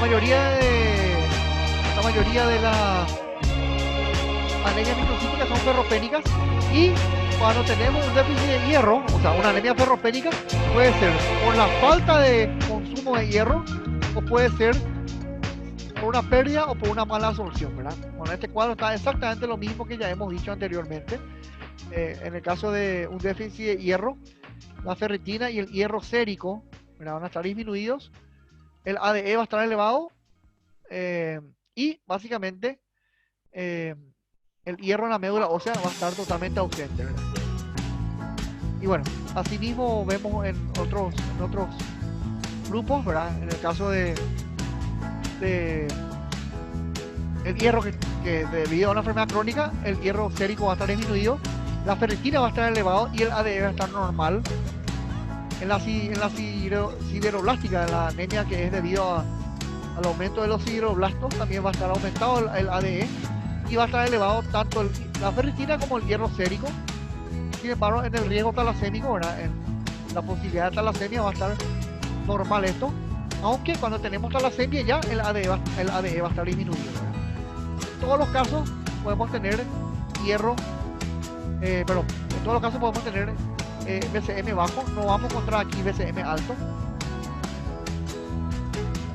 Bueno, el hierro es básicamente la causa más frecuente, el déficit de hierro es la causa más frecuente de anemia microcítica, y generalmente el contenido de hierro que hay en el cuerpo es de 2 a 6 gramos.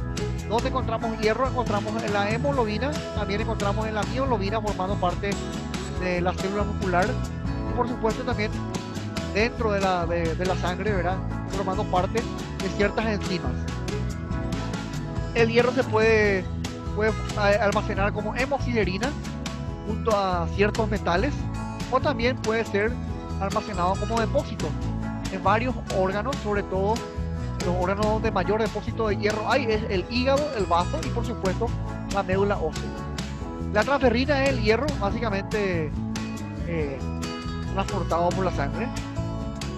Bueno, y la causa de ferropenia, bueno, uno es la disminución justamente de la ingesta de hierro, o muchas veces se da por una mala absorción, ¿verdad? Ya dijimos que un problema estomacal, un problema gástrico, en la cual haya una atrofia de las células parietales, va a producir una acloridria con falta de producción de ácido clorhídrico y por supuesto del factor intrínseco, que es importante también para la absorción de otras vitaminas, como la vitamina B12, el ácido fólico, por ejemplo. Pero muchas veces este hierro es mal absorbido no solamente en el estómago, sino que también en el intestino. También puede ser por hemorragia, ya sea por pérdidas de hierro a nivel ginecológico, menstruación, ¿verdad? O por pérdidas digestivas, ya sea por vómitos, por diarrea, o por causa no digestiva. ¿Qué causa no digestiva? Pérdidas a nivel por medio de la orina. Una mayor pérdida al orinar, ¿verdad? Así, por la orina también se puede perder hierro. Puede ser por aumento en las demandas. Hay situaciones en las cuales se requiere de mayor cantidad de hierro. En el caso del embarazo, la lactancia y por supuesto en la edad de crecimiento. Y esto puede ser también debido a otros trastornos. Un tratamiento con eritropoyetina puede generar pérdida de hierro también, o aumento en la demanda. Trastornos que afecten básicamente a la médula ósea y también un déficit en la vitamina B12. Muchas veces a esto que ya hemos dicho, la palidez de piel y mucosa, ¿verdad? El cansancio, básicamente anorexia también, dificultad para tragar alimentos, es decir, disfagia, dolor también puede haber al tragar alimentos, o dinofagia, eso. Astenia, bueno, que es el cansancio que está aquí. Anorexia también puede haber, eso lleva a la pérdida de la concentración, ¿verdad? Al no tener apetito. La persona también puede estar irritable. Dificultad respiratoria, ¿verdad? Eso es debido a la hipoxia, y eso justamente al haber hipoxia, eso va a afectar a los músculos y va a haber debilidad al hacer el ejercicio. Problemas con la lengua, con la parte bucal, se llama queilosis, y los dedos en palillo de tambor o en cuchara, a eso es lo que llamamos oiloniquia. Estos son menos frecuentes, ¿verdad? Pero también son signos que se pueden ver en una anemia ferropénica. Además de medir el hierro por técnicas de radioinmunología, también es importante hacer, en caso de no encontrarse, digamos, la causa, hacer un aspirado de médula ósea, con una función de aspiración en la cual se va a estudiar las células madre de la médula ósea por medio de una tinción llamada tinción de Peirce. El tratamiento, si el problema es el hierro nada más, se hace con un tratamiento oral, que es lo más frecuente, ¿verdad?, en la terapia de elección. Pero también se puede hacer un tratamiento alternativo por medio de aplicación intraarticular o intravenosa con el hierro. A veces esto genera efectos secundarios, ¿verdad?, pero generalmente se hace por vía oral.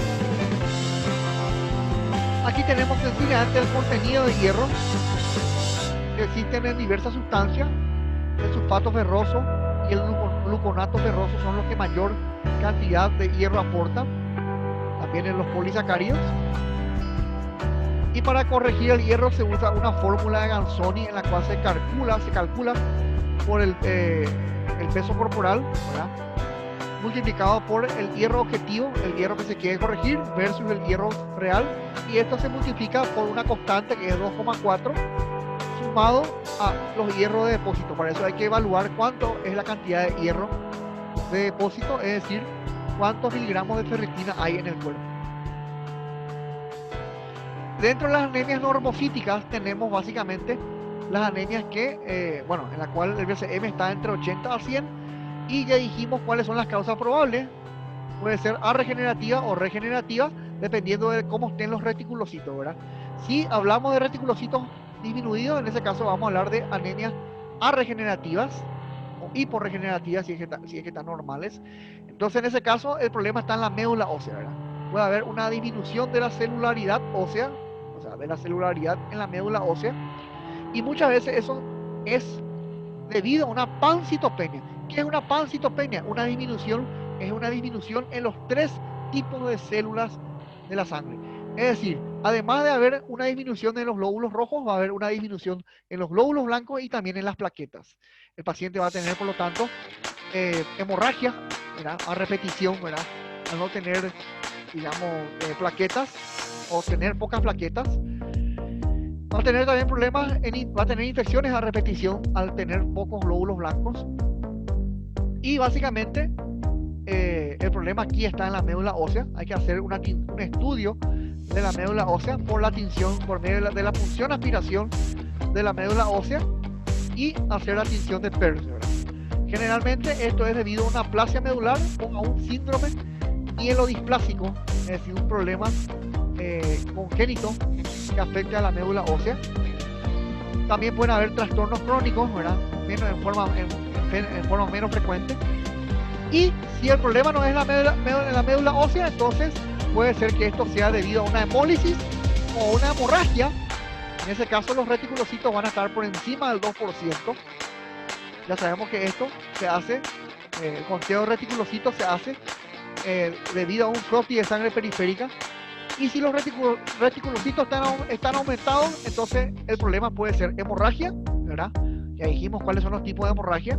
O bien, si el problema no es hemorragia, el problema es una hemólisis, ¿verdad?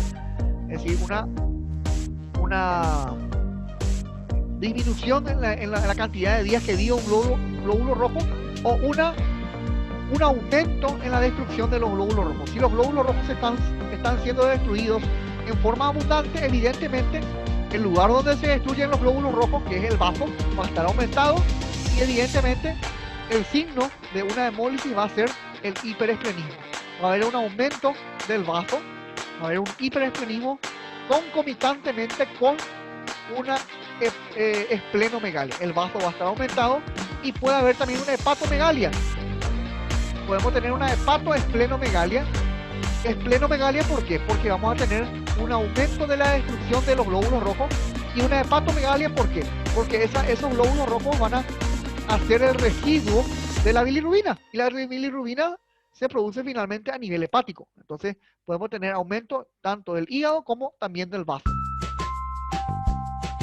En el caso que tengamos una anemia hiporregenerativa o arregenerativa, ya dijimos que esto puede ser debido a una aplasia medular, es decir, cuando la médula ósea produce o nada o muy poca cantidad de los 3 tipos de glóbulos rojos, de los 3 tipos de células, digo bien, ¿verdad? Glóbulos rojos, blancos y plaquetas, ¿verdad? Es decir, no solamente aquí va a estar el problema con los glóbulos rojos, también eso va a involucrar ya también a una disminución de los glóbulos blancos y a una disminución de las plaquetas, ¿verdad? Con las consecuencias que ello acarrea. Si tenemos pocas plaquetas, no se va a formar el tapón plaquetario de forma eficiente, y si tenemos pocos glóbulos blancos, va a haber infecciones en ese paciente. Lo que dice aquí, ¿verdad? El paciente va a estar susceptible a las infecciones y las plaquetas reducidas van a desencadenar que el paciente tenga hemorragia a repetición. La célula madre, ¿por qué se produce una anemia plástica? Porque la célula madre puede estar expuesta a lesiones o a causas etiológicas, ¿verdad? Valga la redundancia, que pueden ser virus, fármacos, ¿verdad? Eso hace que la célula madre exprese unos antígenos, ¿verdad? Y esos antígenos ¿qué hacen? Generan una respuesta inflamatoria que consiste en interferones y factor de necrosis tumoral alfa, ¿verdad? Es decir, esa lesión básicamente hace que la célula madre produzca menos precursores y por supuesto menos cantidad de células, ya sean glóbulos rojos, blancos o plaquetas. Y además de eso, eso va a hacer que la célula madre adquiera antígenos que van a generar una respuesta inflamatoria que básicamente va a dañar a la médula ósea, generando una aplasia medular. O sea, este es el mecanismo fisiopatológico por el cual se produce una anemia aplásica, que corresponde a una anemia arregenerativa de tipo normocítica. Las anemias plásicas pueden ser adquiridas o hereditarias. Hay personas que ya nacen así, en forma hereditaria, pero también hay personas que adquieren esto debido a fármacos, por supuesto, ¿verdad? O debido a una infección viral, sobre todo VIH, por ejemplo. Los síntomas y signos clínicos de una anemia plástica son debido a los trastornos que desencadena, ¿verdad?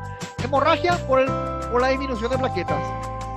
Infecciones, por aquí dice eso. Por ahí tiene que estar, ¿verdad? Infecciones a repetición, ¿verdad? Debido a la disminución de glóbulos blancos y también, por supuesto, disminución en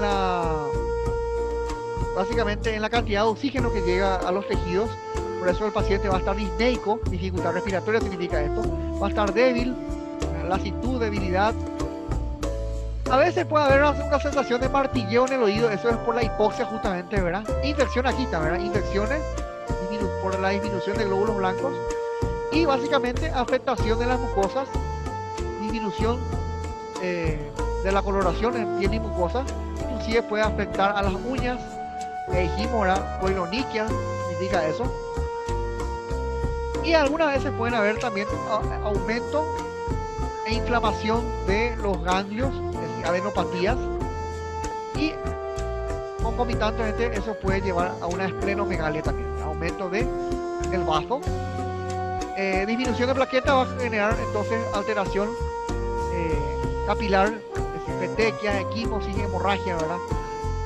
Y a veces puede haber también en la piel unas manchas como estamos viendo aquí, que se llaman manchas en café con leche, ¿verdad? En ese caso es un trastorno hereditario llamado anemia de Fanconi. Cuando tenemos una anemia mieloctísica, ¿verdad? Es decir, una anemia en la cual no se producen células ni rojas, ni blancas, ni plaquetas, ¿qué ocurre en ese caso en la médula ósea? La médula ósea es reemplazada por tejido colagénico, es decir, se produce una fibrosis en la médula ósea, en la cual el tejido que es proliferativo decae y el tejido que reemplaza a ese tejido proliferativo es el tejido fibrótico, ¿verdad? ¿Debido a qué ocurre esto? Debido a un tumor, ¿verdad? A un cáncer puede ser, ¿verdad? Al mieloma múltiple, que es el cáncer de médula ósea, pero también puede ser producido por micobacterias, digo bien, ¿verdad? Por ejemplo, el Mycobacterium tuberculosis puede producir, o el Mycobacterium bovis también, ¿verdad? Es decir, esto puede ser debido a una tuberculosis secundaria, puede producir también, puede ser debido a hongos y también el virus de la inmunodeficiencia humana, ¿verdad? Debido al VIH. A veces puede aparecer también debido a un tratamiento antineoplásico con radioterapia. Aquí vemos justamente que hay pocas células ya, ¿verdad? Esto ya es fibrosis y esto es lo que ocurre a nivel fisiopatológico, ¿verdad? Se produce una mielofibrosis, es decir, la médula proliferativa es transformada, es reemplazada por tejido fibroso. Esto es, al hablar de transformación o recambio epitelial, hablamos por supuesto de una metaplasia, y es lo que ocurre aquí, una metaplasia mieloide, es decir, un recambio de epitelio, un recambio de tejido a nivel de la médula ósea, y eso evidentemente genera una eritropoyesis que no es efectiva, ¿verdad? No se producen glóbulos rojos y tampoco pueden madurar estos glóbulos rojos. Básicamente, Esto sencillamente genera también una producción de factores de crecimiento alterado y ya dijimos que puede acompañarse de pancitopenia, ¿verdad? No solamente disminución en los glóbulos rojos, sino que también glóbulos blancos y plaquetas. Bueno, ya dijimos que cuando hay una anemia normocítica, la posibilidad de que haya es hipercrómica, normocrómica o hipocrómica, pero generalmente la mayoría de las anemias normocíticas son acompañados de una anemia normocrómica. Es decir, el BCM va a estar entre 80 a 100 y el HCM va a estar entre 27 a 31. Bueno, muchas veces, si uno hace un floppy de sangre periférica, vamos a encontrar mucho eritroblastosis o leucoblastosis, es decir, va a haber elementos blancos, es decir, glóbulos blancos o glóbulos rojos inmaduros. Y a veces puede haber también leucocitosis, aumento de glóbulos blancos. Y las plaquetas pueden estar alteradas en tamaño, pueden haber plaquetas gigantes. Bueno, ya hablamos de la citopenia, ¿verdad? Esto puede ser debido a, ya dijimos, ¿verdad? Terapia antineoplástica, radiaciones, ¿verdad? Pacientes que están expuestos a radiaciones y a gases como el benceno, por ejemplo. Ya hablamos de los síntomas, ¿verdad? Sobre todo palidez de piel y mucosas, ¿verdad? Que es el síntoma cardinal. Pero no nos olvidemos que hay muchos pacientes que son asintomáticos, es decir, que solamente se pueden diagnosticar esto por un análisis laboratorial. La esplenomegalia existe también, pero no es frecuente, ¿verdad? Nada más que en un 20% de los pacientes presentan un aumento del vaso. En el caso de que tengamos una anemia regenerativa, es decir, en el cual los reticulocitos estén por encima del 2%, las posibilidades frecuentemente son que sea debido a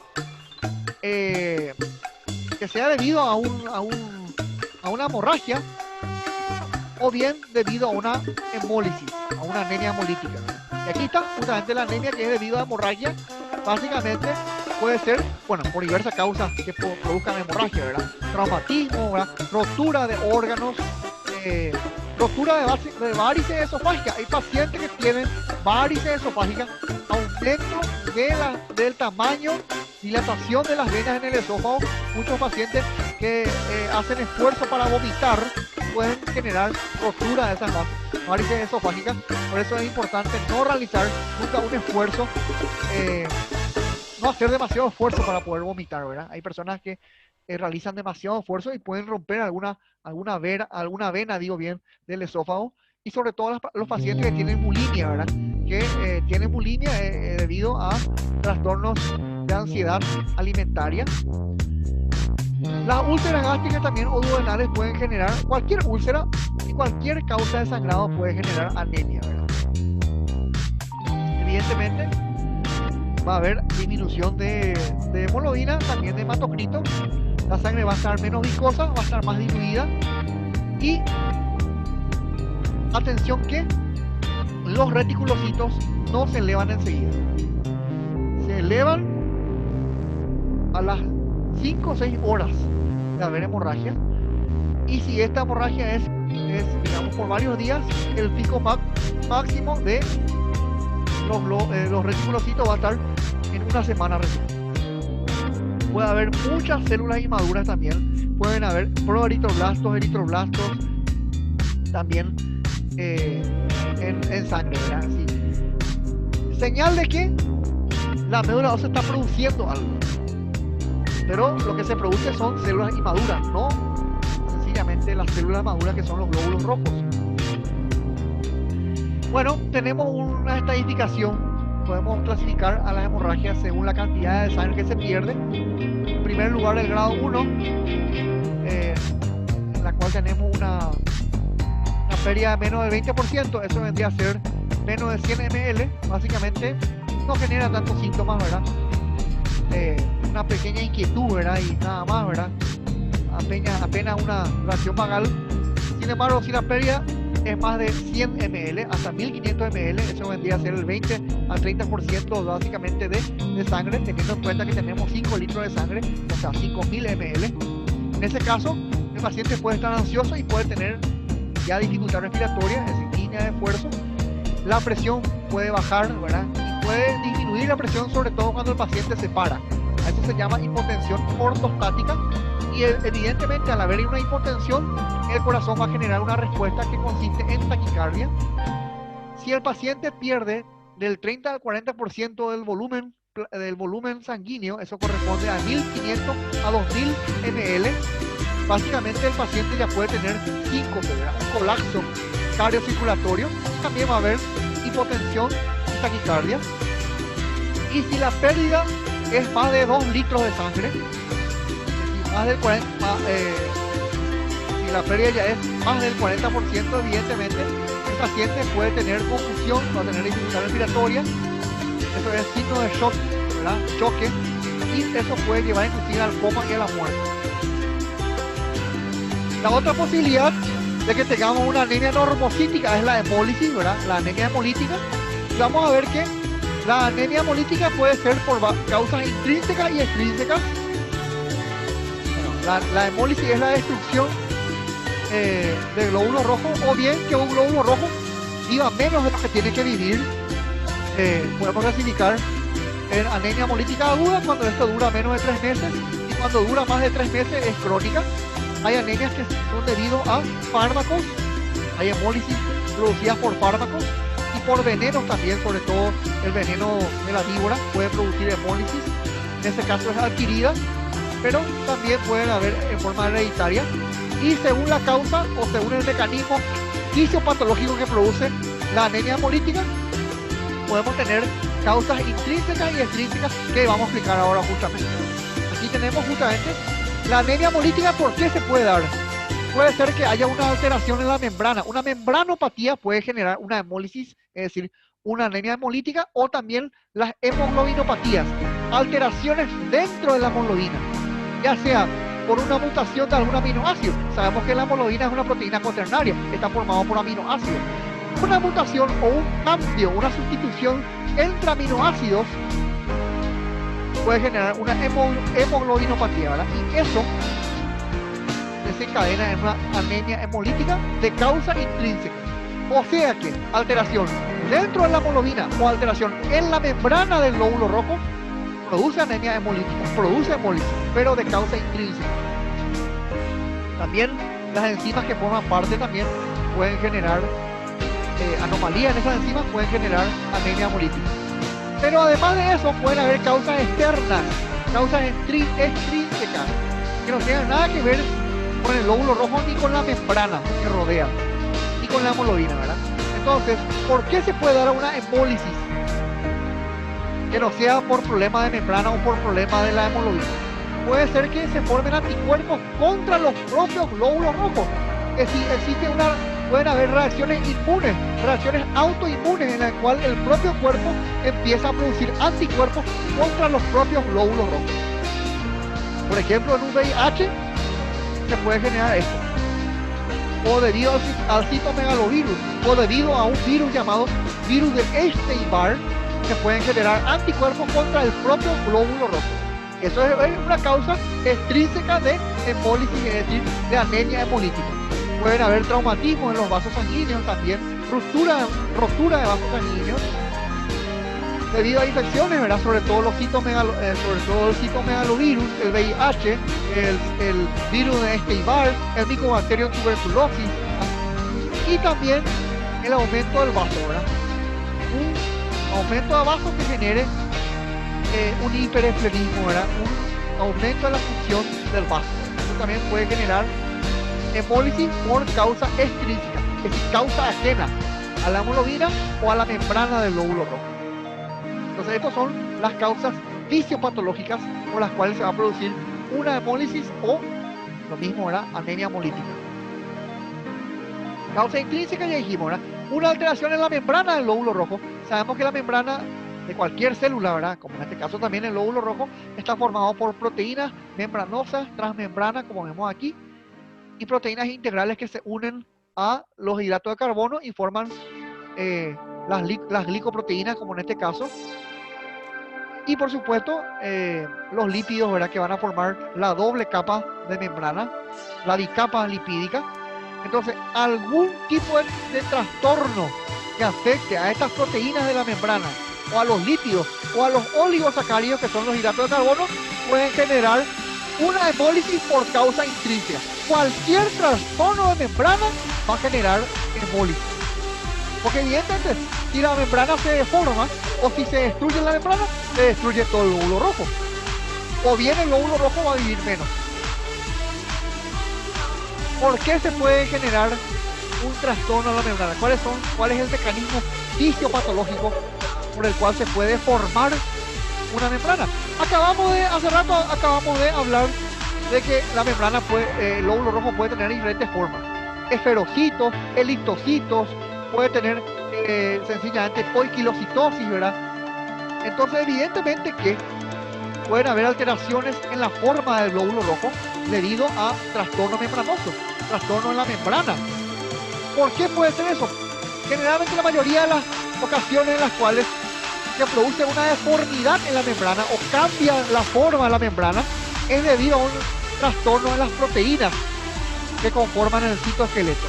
Entonces, esas proteínas, al estar alteradas, básicamente se altera la permeabilidad de la membrana, por lo tanto va a haber mayor cantidad de ingreso de sodio.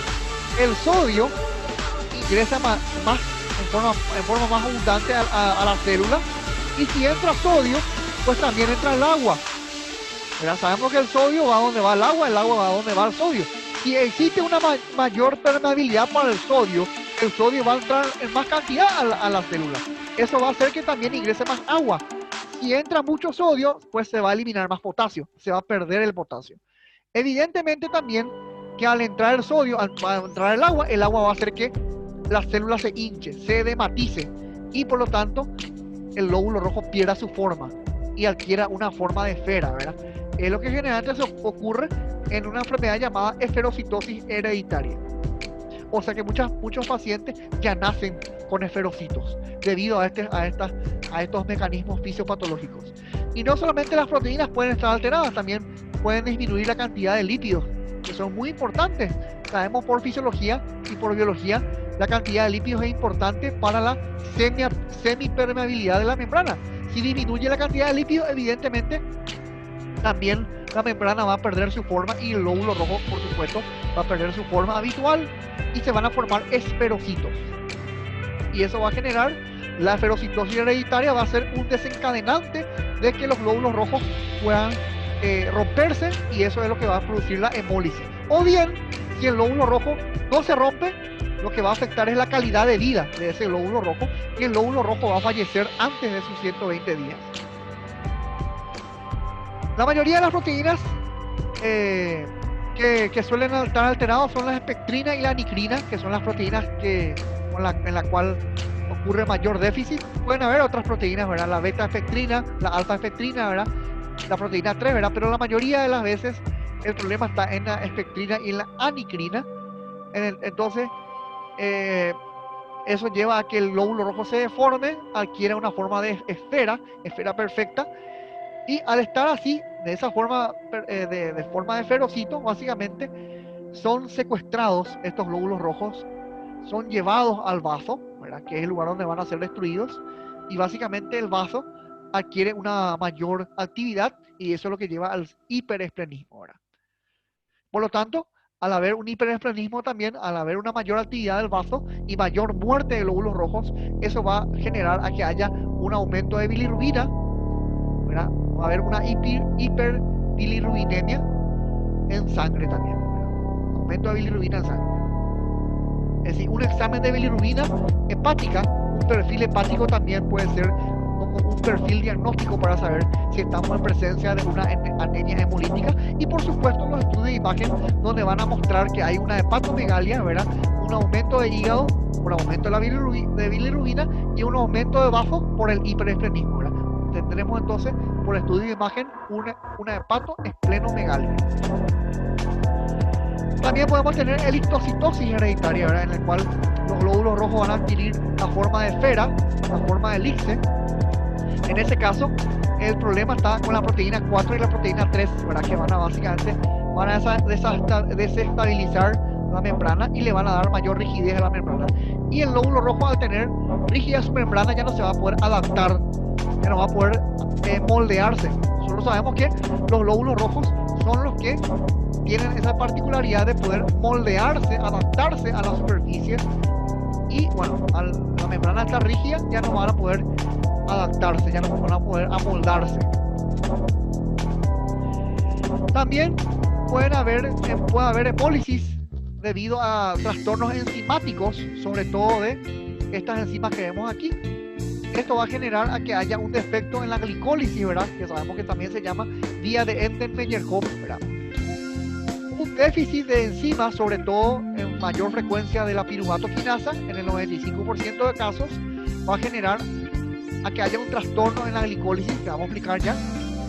En menor cantidad tenemos un déficit de glucosa 6 fosfato isomerasa. La mayor cantidad de veces ocurre déficit de esta enzima, que es la piruvato quinasa, por la cual la glucosa no se va a poder transformar en ATP, y por supuesto el lóbulo rojo no va a tener energía, ¿verdad? No va a tener digamos, mucha energía, no va a tener ATP, porque no va a haber esta enzima que transforme la glucosa en ATP. Entonces, al haber menos energía, básicamente eso va a hacer que se pierda potasio, que se expulse potasio al exterior, y al disminuir ese potasio de la célula, los glóbulos rojos se van a volver rígidos, se van a volver duros, y básicamente no van a poder amoldarse para pasar por los capilares, por ejemplo, y van a ser fácilmente secuestrables, ¿verdad? Van a ser enviados al vaso donde van a morir. Bueno, también otras causas de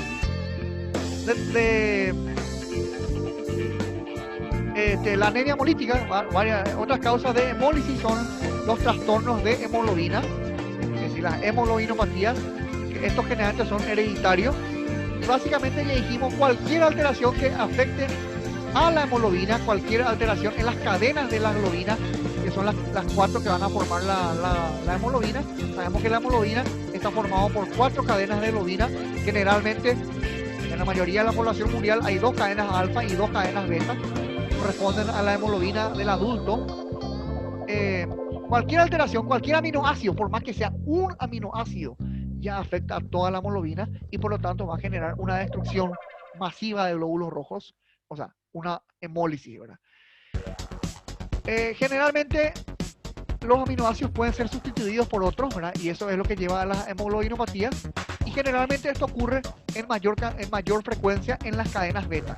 Las cadenas alfa también pueden estar afectadas, pero eso es más raro. Cuando tenemos una hemoglobina S es una hemoglobina anormal. Eso es debido a una anemia falciforme, en la cual nuestros glóbulos rojos van a estar en forma de hoz, en forma de media luna. Ya vimos eso anteriormente. Se llama anemia falciforme o drepanocítica. Esto generalmente es debido también a paludismo. Esto fue descubierto, ¿verdad? Por Pauling en 1949. Y es hereditario, ¿verdad? Esto se transmite, es una enfermedad autosómica recesiva, es decir, los padres pueden ser portadores de la enfermedad aunque no desarrollar los síntomas de esta enfermedad. Es más frecuente en la raza negra por acción de los melanocitos. Y en este caso, como en la mayoría de las hemoglobinopatías, la anomalía afecta a la cadena beta. ¿Cuál es el problema? ¿Por qué se da esto? Porque allá hay una sustitución de un aminoácido. ¿Cuál es el aminoácido sustituido? Es la glutamina. La glutamina es cambiada por otro aminoácido llamado valina, y solamente esto es lo que desencadena todo el problema. Aquí vemos, ¿verdad?, la anemia falciforme, las células falciformes en forma de hoz o en forma de media luna, como vemos aquí. Esto es característico. Nosotros vemos esto, y esto es una hemoglobina S, ¿verdad? Evidentemente, la hemoglobina que está presente dentro de estos glóbulos rojos corresponde a la hemoglobina S, y sencillamente se da a que hay un cambio de aminoácidos. Glutamina es sustituida por valina, y eso afecta básicamente a el ADN y el ARN. Tal es así que básicamente es el triplete de bases, ¿verdad?, formado por guanina, adenosina y citosina, pasa a sustituirse por un triplete de base formado por la guanina, la timina y la guanina. O sea que el mecanismo etiológico es por una sustitución de aminoácidos que lleva a una sustitución del triplete de base, ¿verdad? O sea, un codón es sustituido por otro codón. Y ya hablamos que el lóbulo rojo está en forma de O, en forma de media luna. Eso va a desencadenar, o sea, va a repercutir a que los glóbulos rojos se obstruyan la circulación. Eso va a generar una oclusión sanguínea. Básicamente, al no poder modificar su forma, se van a encimar todos los glóbulos rojos, como vemos aquí, y esto va a generar un caos, como un embotellamiento, ¿verdad? Como si fuera que tenemos aquí una ruta, ¿verdad? Va a generar un embotellamiento, ¿verdad? Un flujo de sangre lento significa eso. Y estos glóbulos rojos se van a adherir al endotelio y eso va a hacer que no puedan circular, básicamente. Y por lo tanto, al no poder circular, no van a poder transportar el oxígeno a los tejidos y eso va a generar desoxigenación. La hemoglobina C es otro tipo de hemoglobinopatía. En este caso, es el ácido glutámico el que se va a sustituir por otro aminoácido, que es la lisina. También va a afectar a la cadena beta y también es un trastorno autosómico recesivo. Generalmente esto va acompañado por una significativa esplenomegalia, es decir, el aumento del vaso, y básicamente aquí los glóbulos rojos viven menos de lo que deberían vivir. Bueno, generalmente acompañado a este tipo de hemoglobinopatía también se produce una disminución de glóbulos blancos, por lo tanto se pueden desencadenar con mayor frecuencia infecciones y básicamente hay dolor en los ganglios, ¿verdad? Pueden haber adenomegalias dolorosas y bueno, puede haber esplenomegalia, ¿verdad? Un vaso agrandado. Esto no tiene cura, pero básicamente pueden haber tratamientos que pueden ser sintomáticos. Otra hemoglobinopatía es la hemoglobina E, que básicamente también es una mutación en aminoácidos en la cadena beta. Por lo menos, digamos, este tipo de hemoglobinopatía, digamos que es menos sintomática, es más leve, vamos a decir así, y se puede curar. También hay esplenomegalia, pero es más leve. Y es también mutación en la cadena de aminoácidos, igual que las anteriores. La talasemia es un tipo de hemoglobinopatía que afecta básicamente a varios aminoácidos y que pueden afectar a ambas cadenas también, a las cadenas alfa y las cadenas beta. Esto es hereditario. Generalmente es una anemia hemolítica que puede estar acompañado básicamente de problemas en el tamaño y en el color también de los glóbulos rojos, en la cual va a haber sencillamente microcitosis, disminución del tamaño, y también puede haber hipocromía, que es la disminución del color. Es decir, vamos a tener un BCM disminuido y un HCM disminuido. La talasemia es una forma de hemólisis, pero que está presente dentro de las anemias microcíticas, no dentro de las normocíticas, dentro de las microcíticas. Es decir, es una hemólisis rara, porque es una hemólisis que, bueno, solo sabemos que la hemólisis generalmente causan anemia normocítica, pero en este caso es una forma de hemólisis rara, una forma de hemólisis excepcional, ¿verdad? Que lo que está enmarcado es dentro de las anemias microcíticas. Vamos a tener un BCM bajo, HCM bajo, y tanto es el HCM bajo que los glóbulos rojos aparentan ser blancos, ¿verdad? Como vamos a ver en una imagen aquí está, justamente, ¿verdad? Estos son glóbulos rojos normales y aquí vemos un glóbulo rojo desteñido, parece, ¿verdad? Esto es talasemia. Si vemos así un glóbulo rojo que tiene una pequeña coloración, ¿verdad? Como si fuera que está desteñido, no hay duda que estamos en presencia de una talasemia.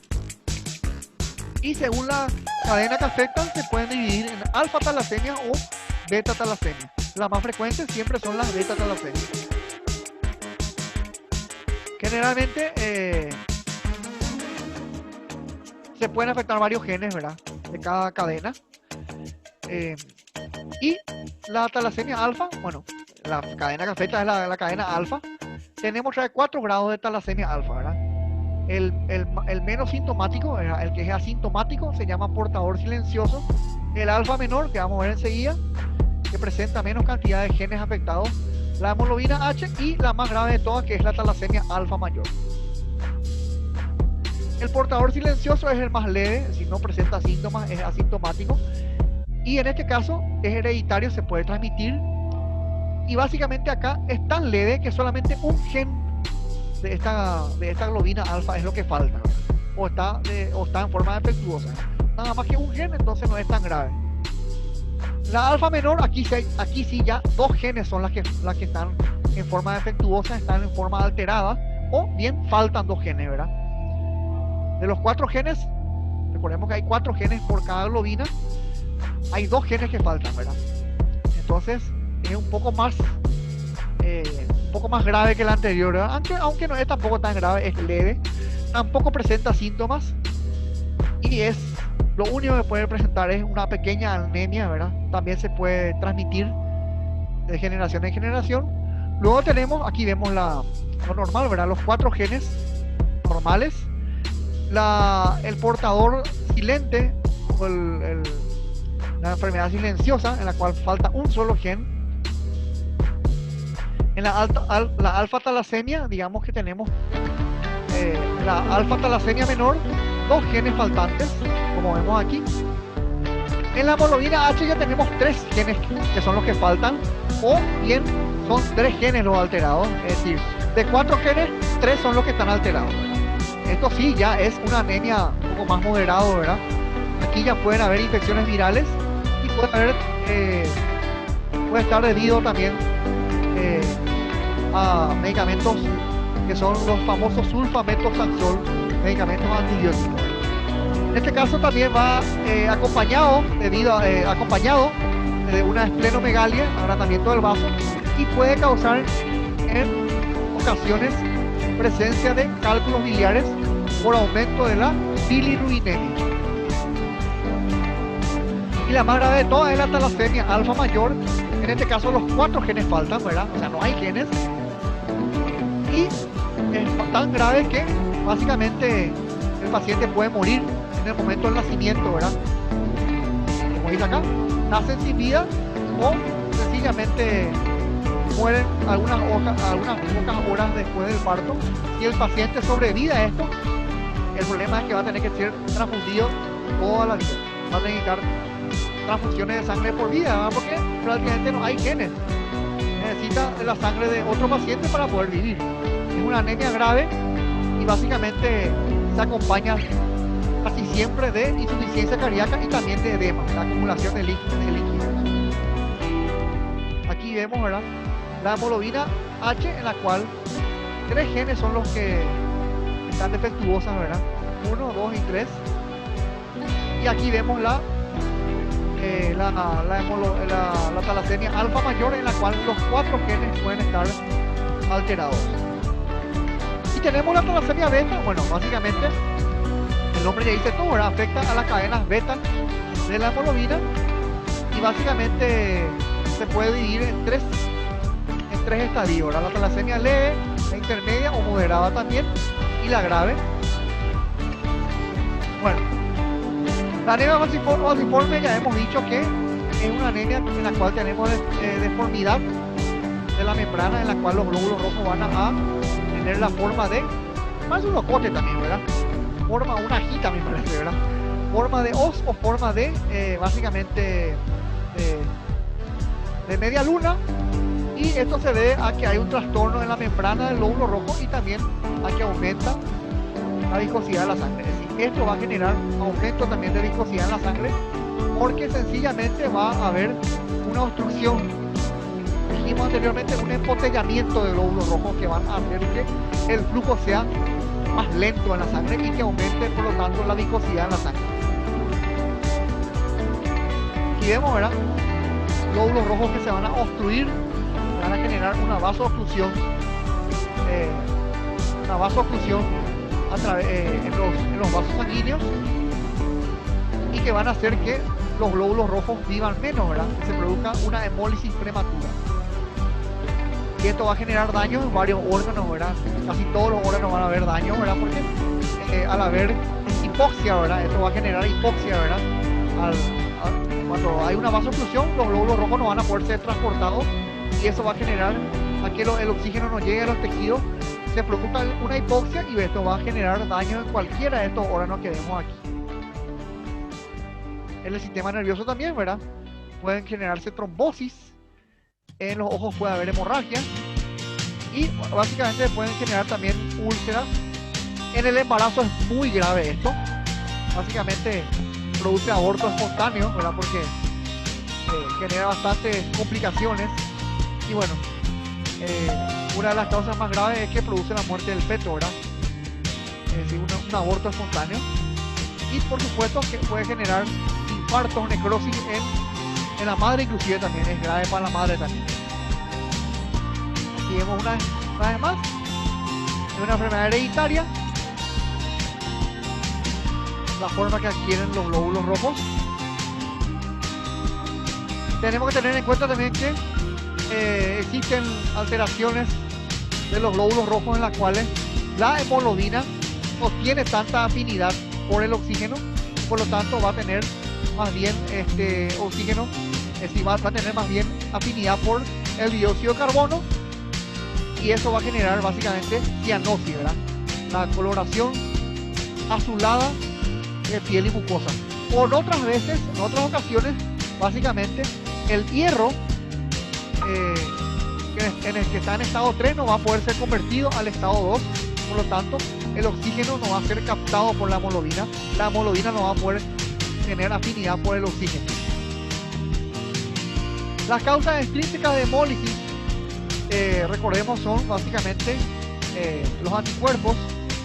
El hiperestrenismo es una causa y un signo a la vez de que está habiendo una hemólisis, y básicamente esto es debido al aumento de la destrucción de las células sanguíneas, y también dijimos que pueden ser debido a formación de anticuerpos. Tenemos dos tipos de anticuerpos: los anticuerpos calientes, anticuerpos fríos. En el caso de los anticuerpos fríos, esto puede ser debido a un micoplasma, a un germen como Mycoplasma pneumoniae. En el caso de los anticuerpos calientes, puede ser debido a drogas antineoplásicas, y pueden haber alteraciones también en la liberación de hemoglobina a orina. Es decir, la hemoglobina puede disminuir en sangre y formar parte de la orina, ¿verdad? En este caso hablamos de hemoglobinuria. Por aquí tenemos un panorama general básicamente de las dos causas principales de anemia hemolítica. Las causas intrínsecas, ya dijimos que ahí encontramos a todas las membranopatías, las enzimopatías, sobre todo que afectan a la piruvato quinasa, y a los otros tipos de trastornos en los cuales vamos a tener diferentes tipos de hemoglobinopatías, ¿verdad? Trastornos de la cadena de las hemoglobinas, ¿verdad? Cadenas beta, cadenas alfa, ¿verdad?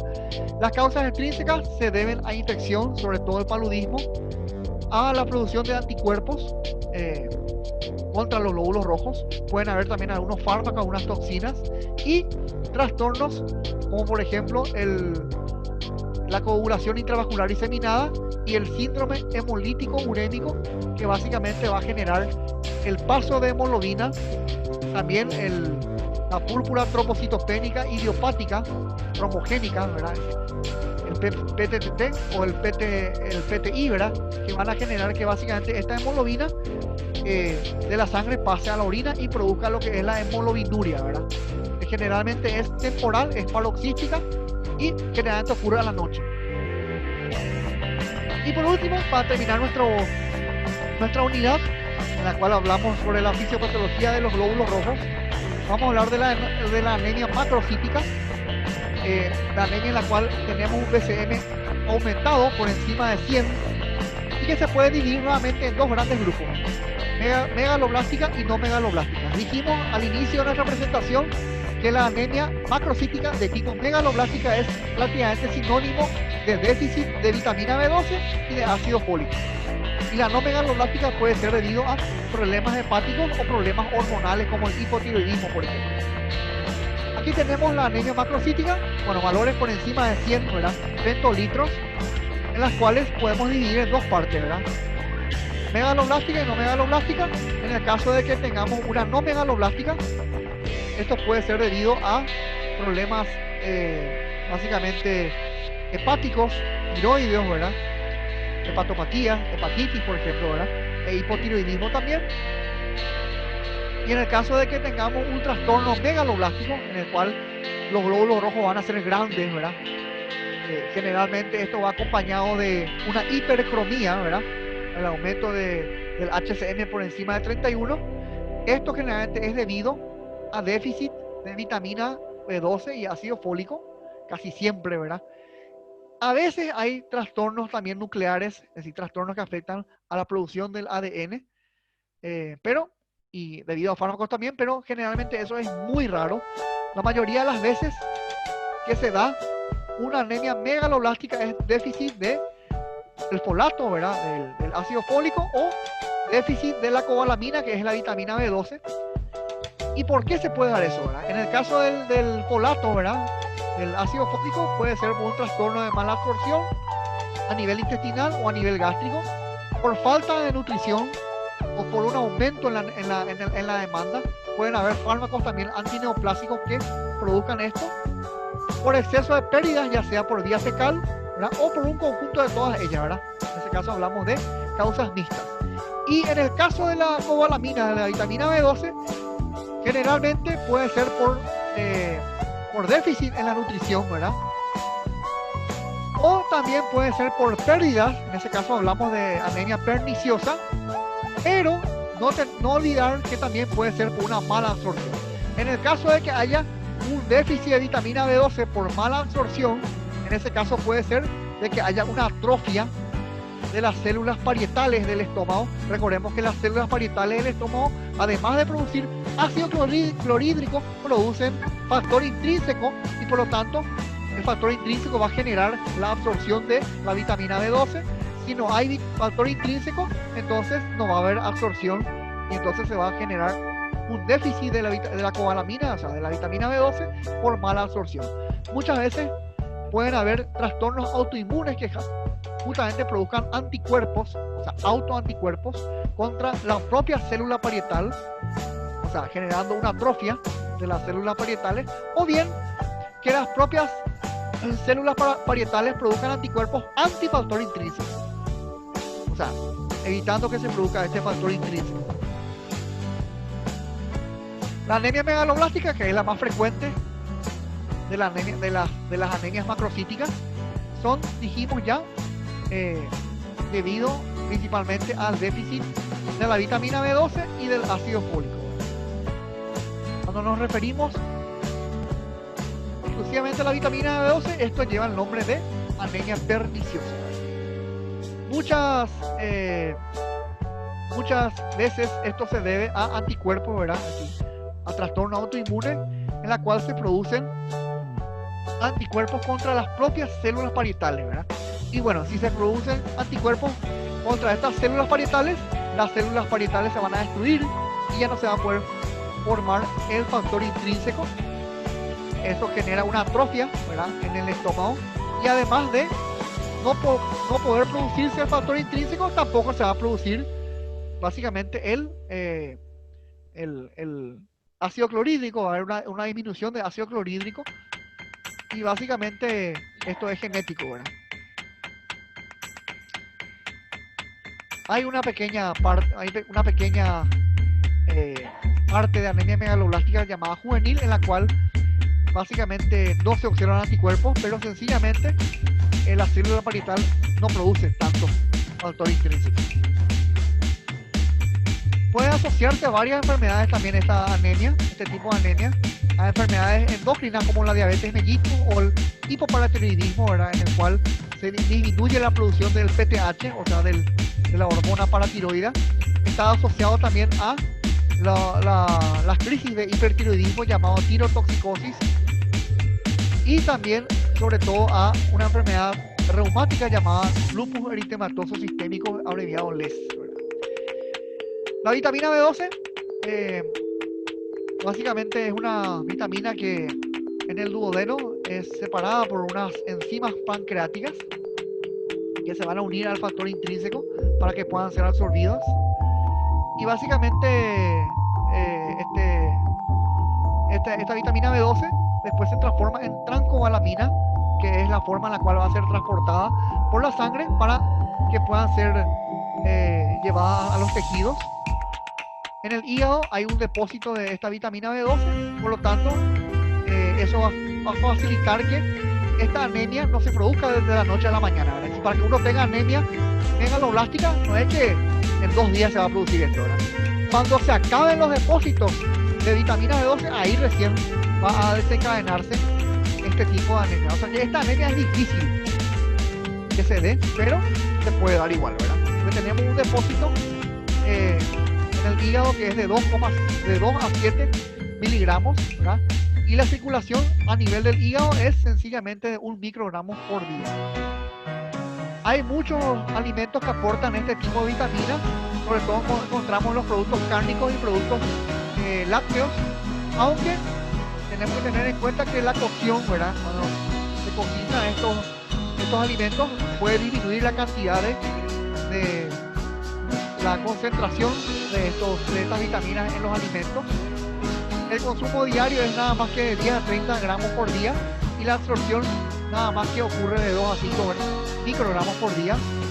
Como dijimos, para que ocurra este tipo de anemia, esta deficiencia requiere bastante tiempo, ¿verdad? Para que se pueda manifestar de 2 a 5 años más o menos, ¿verdad? Porque tenemos, digamos, una reserva en el hígado de este tipo de vitaminas. La vitamina B12 es muy importante porque además de generar un aumento de tamaño en los glóbulos rojos, esto va a traer otras consecuencias en varios órganos, sobre todo a nivel del sistema nervioso central y en el tubo digestivo también. Va a generar dolores a nivel del tubo digestivo y también a nivel del sistema nervioso central va a haber trastornos motores también y dolores espasmódicos. La anemia perniciosa, la de la vitamina B12, puede estar acompañada también de disminución de las otras series celulares, es decir, de los glóbulos blancos y de las plaquetas también. Pueden haber alteraciones neurológicas, como ya hemos dicho anteriormente. Va a estar acompañada de acloridria, ¿verdad? De disminución de ácido clorhídrico. Y básicamente eso puede generar gastritis, ¿verdad? Porque cuando hay poco cloro o poco ácido clorhídrico, esto puede generar a que crezca una bacteria llamada Helicobacter pylori en el estómago y eso puede generar gastritis atrófica. Sencillamente se puede hacer un test para saber la cantidad de cobalamina que hay, que se llama test de Schilling. Básicamente en la anemia perniciosa ya dijimos que va a haber una disminución de vitamina B12 y básicamente cuando se hace el tratamiento de esta anemia perniciosa no solamente mejora la anemia, sino que también aumenta el hematocrito. O sea, el hematocrito se mantiene en valores normales y por lo tanto la sangre que está muy diluida aumenta su viscosidad. El ácido fólico es muy importante también, ¿verdad? Sobre todo para el metabolismo y básicamente el ácido fólico se da debido a trastornos dijimos, las células parietales del estómago que van a formar el factor intrínseco y que básicamente va a ayudar a que se puedan absorber tanto la vitamina B12 y el ácido fólico. El depósito de ácido fólico es nada más de 5 a 20 miligramos. Esto depende muchas veces del aporte diario y hay varios alimentos que son fuentes de ácido fólico, los productos cárnicos como el hígado vacuno, por ejemplo, el riñón también y ciertas legumbres y ciertos vegetales también, ¿verdad? Como ya dijimos, también la cocción puede alterar la absorción en gran cantidad. El requerimiento diario es nada más de 3 a 5 gramos por día y como ya hemos dicho, se mantiene en reserva esto en el hígado y esta reserva puede durar 4 meses, así que para que la anemia se manifieste, más o menos necesitamos acabar con estas reservas por 5 meses, ¿verdad? Recién al 5.º mes se va sencillamente a hacer visible la anemia. Bueno, como dijimos, las anemias megaloblásticas pueden generar aumento de la forma y del tamaño de los glóbulos rojos, ¿verdad? Produciendo macrovalocitos. Puede generar también anisocitosis. Ya dijimos que el BCM va a estar aumentado. Los reticulocitos van a estar bajos, ¿verdad? Y dijimos que puede estar acompañado de disminución de glóbulos blancos y plaquetas también. Puede estar acompañado también frecuentemente del aumento de la bilirrubina y de la lactato de deshidrogenasa, ¿verdad? Eso vamos a medirlo en el perfil hepático. Aquí tenemos los niveles de vitamina B12, ¿verdad? Su valor normal es de 200 a 500 picogramos por decilitro. Y en el caso de los folatos, su valor normal es de 5 a 30 nanogramos, digo bien, por ml. El anterior también era en ml. Y básicamente estos son los niveles que hay que medir en el laboratorio para saber si hay o no un descenso de estas vitaminas. Básicamente para saber si estamos en presencia de una anemia megaloblástica de tipo macrocítica. Como ya hemos dicho, la LDH y la bilirrubina deberían estar aumentados, apoyando el diagnóstico, ¿verdad? El hierro no va a tener, digamos, alteración en este caso, porque en este caso no es la causa ferropénica. Y para terminar, tenemos que saber qué tipo de síntomas y signos presentan estas anemias megaloblásticas. Y básicamente, ya dijimos, ¿verdad? Afectan a varios órganos, pueden generar problemas digestivos. Los más frecuentes son la diarrea, exceso de heces y gases, ¿verdad? Exceso de gases también, produciendo flatulencia, un aumento del meteorismo, ¿verdad? Eso es la digestión pesada. El paciente va a estar todo aventado y puede generar aumento también de la lengua, aumento del músculo lingual, produciendo una glossitis, ¿verdad? Y también va a generar trastornos psiquiátricos, ¿verdad? Trastornos como la falta de concentración, inclusive puede llegar a la demencia, una anemia megaloblástica. Y por supuesto no podemos dejar de mencionar que también va a generar problemas motores y problemas sensitivos a nivel neurológico. Es decir, el paciente va a tener problemas de hormigueo, eso se llama parestesia, y también trastornos motores, inclusive trastornos de equilibrio, ¿verdad? Ataxia, trastornos de coordinación motora, en todos los miembros, sobre todo en los miembros inferiores. Y bueno, esto es lo que yo quería compartir con ustedes acerca de los trastornos más frecuentes en forma completa, en lo que se refiere a la fisiopatología de los glóbulos rojos, y haciendo hincapié sobre todo en el concepto, la clínica y las causas y por supuesto los tipos de anemia que existen. Y bueno, esperemos que les haya gustado esta presentación, que hayan aprendido.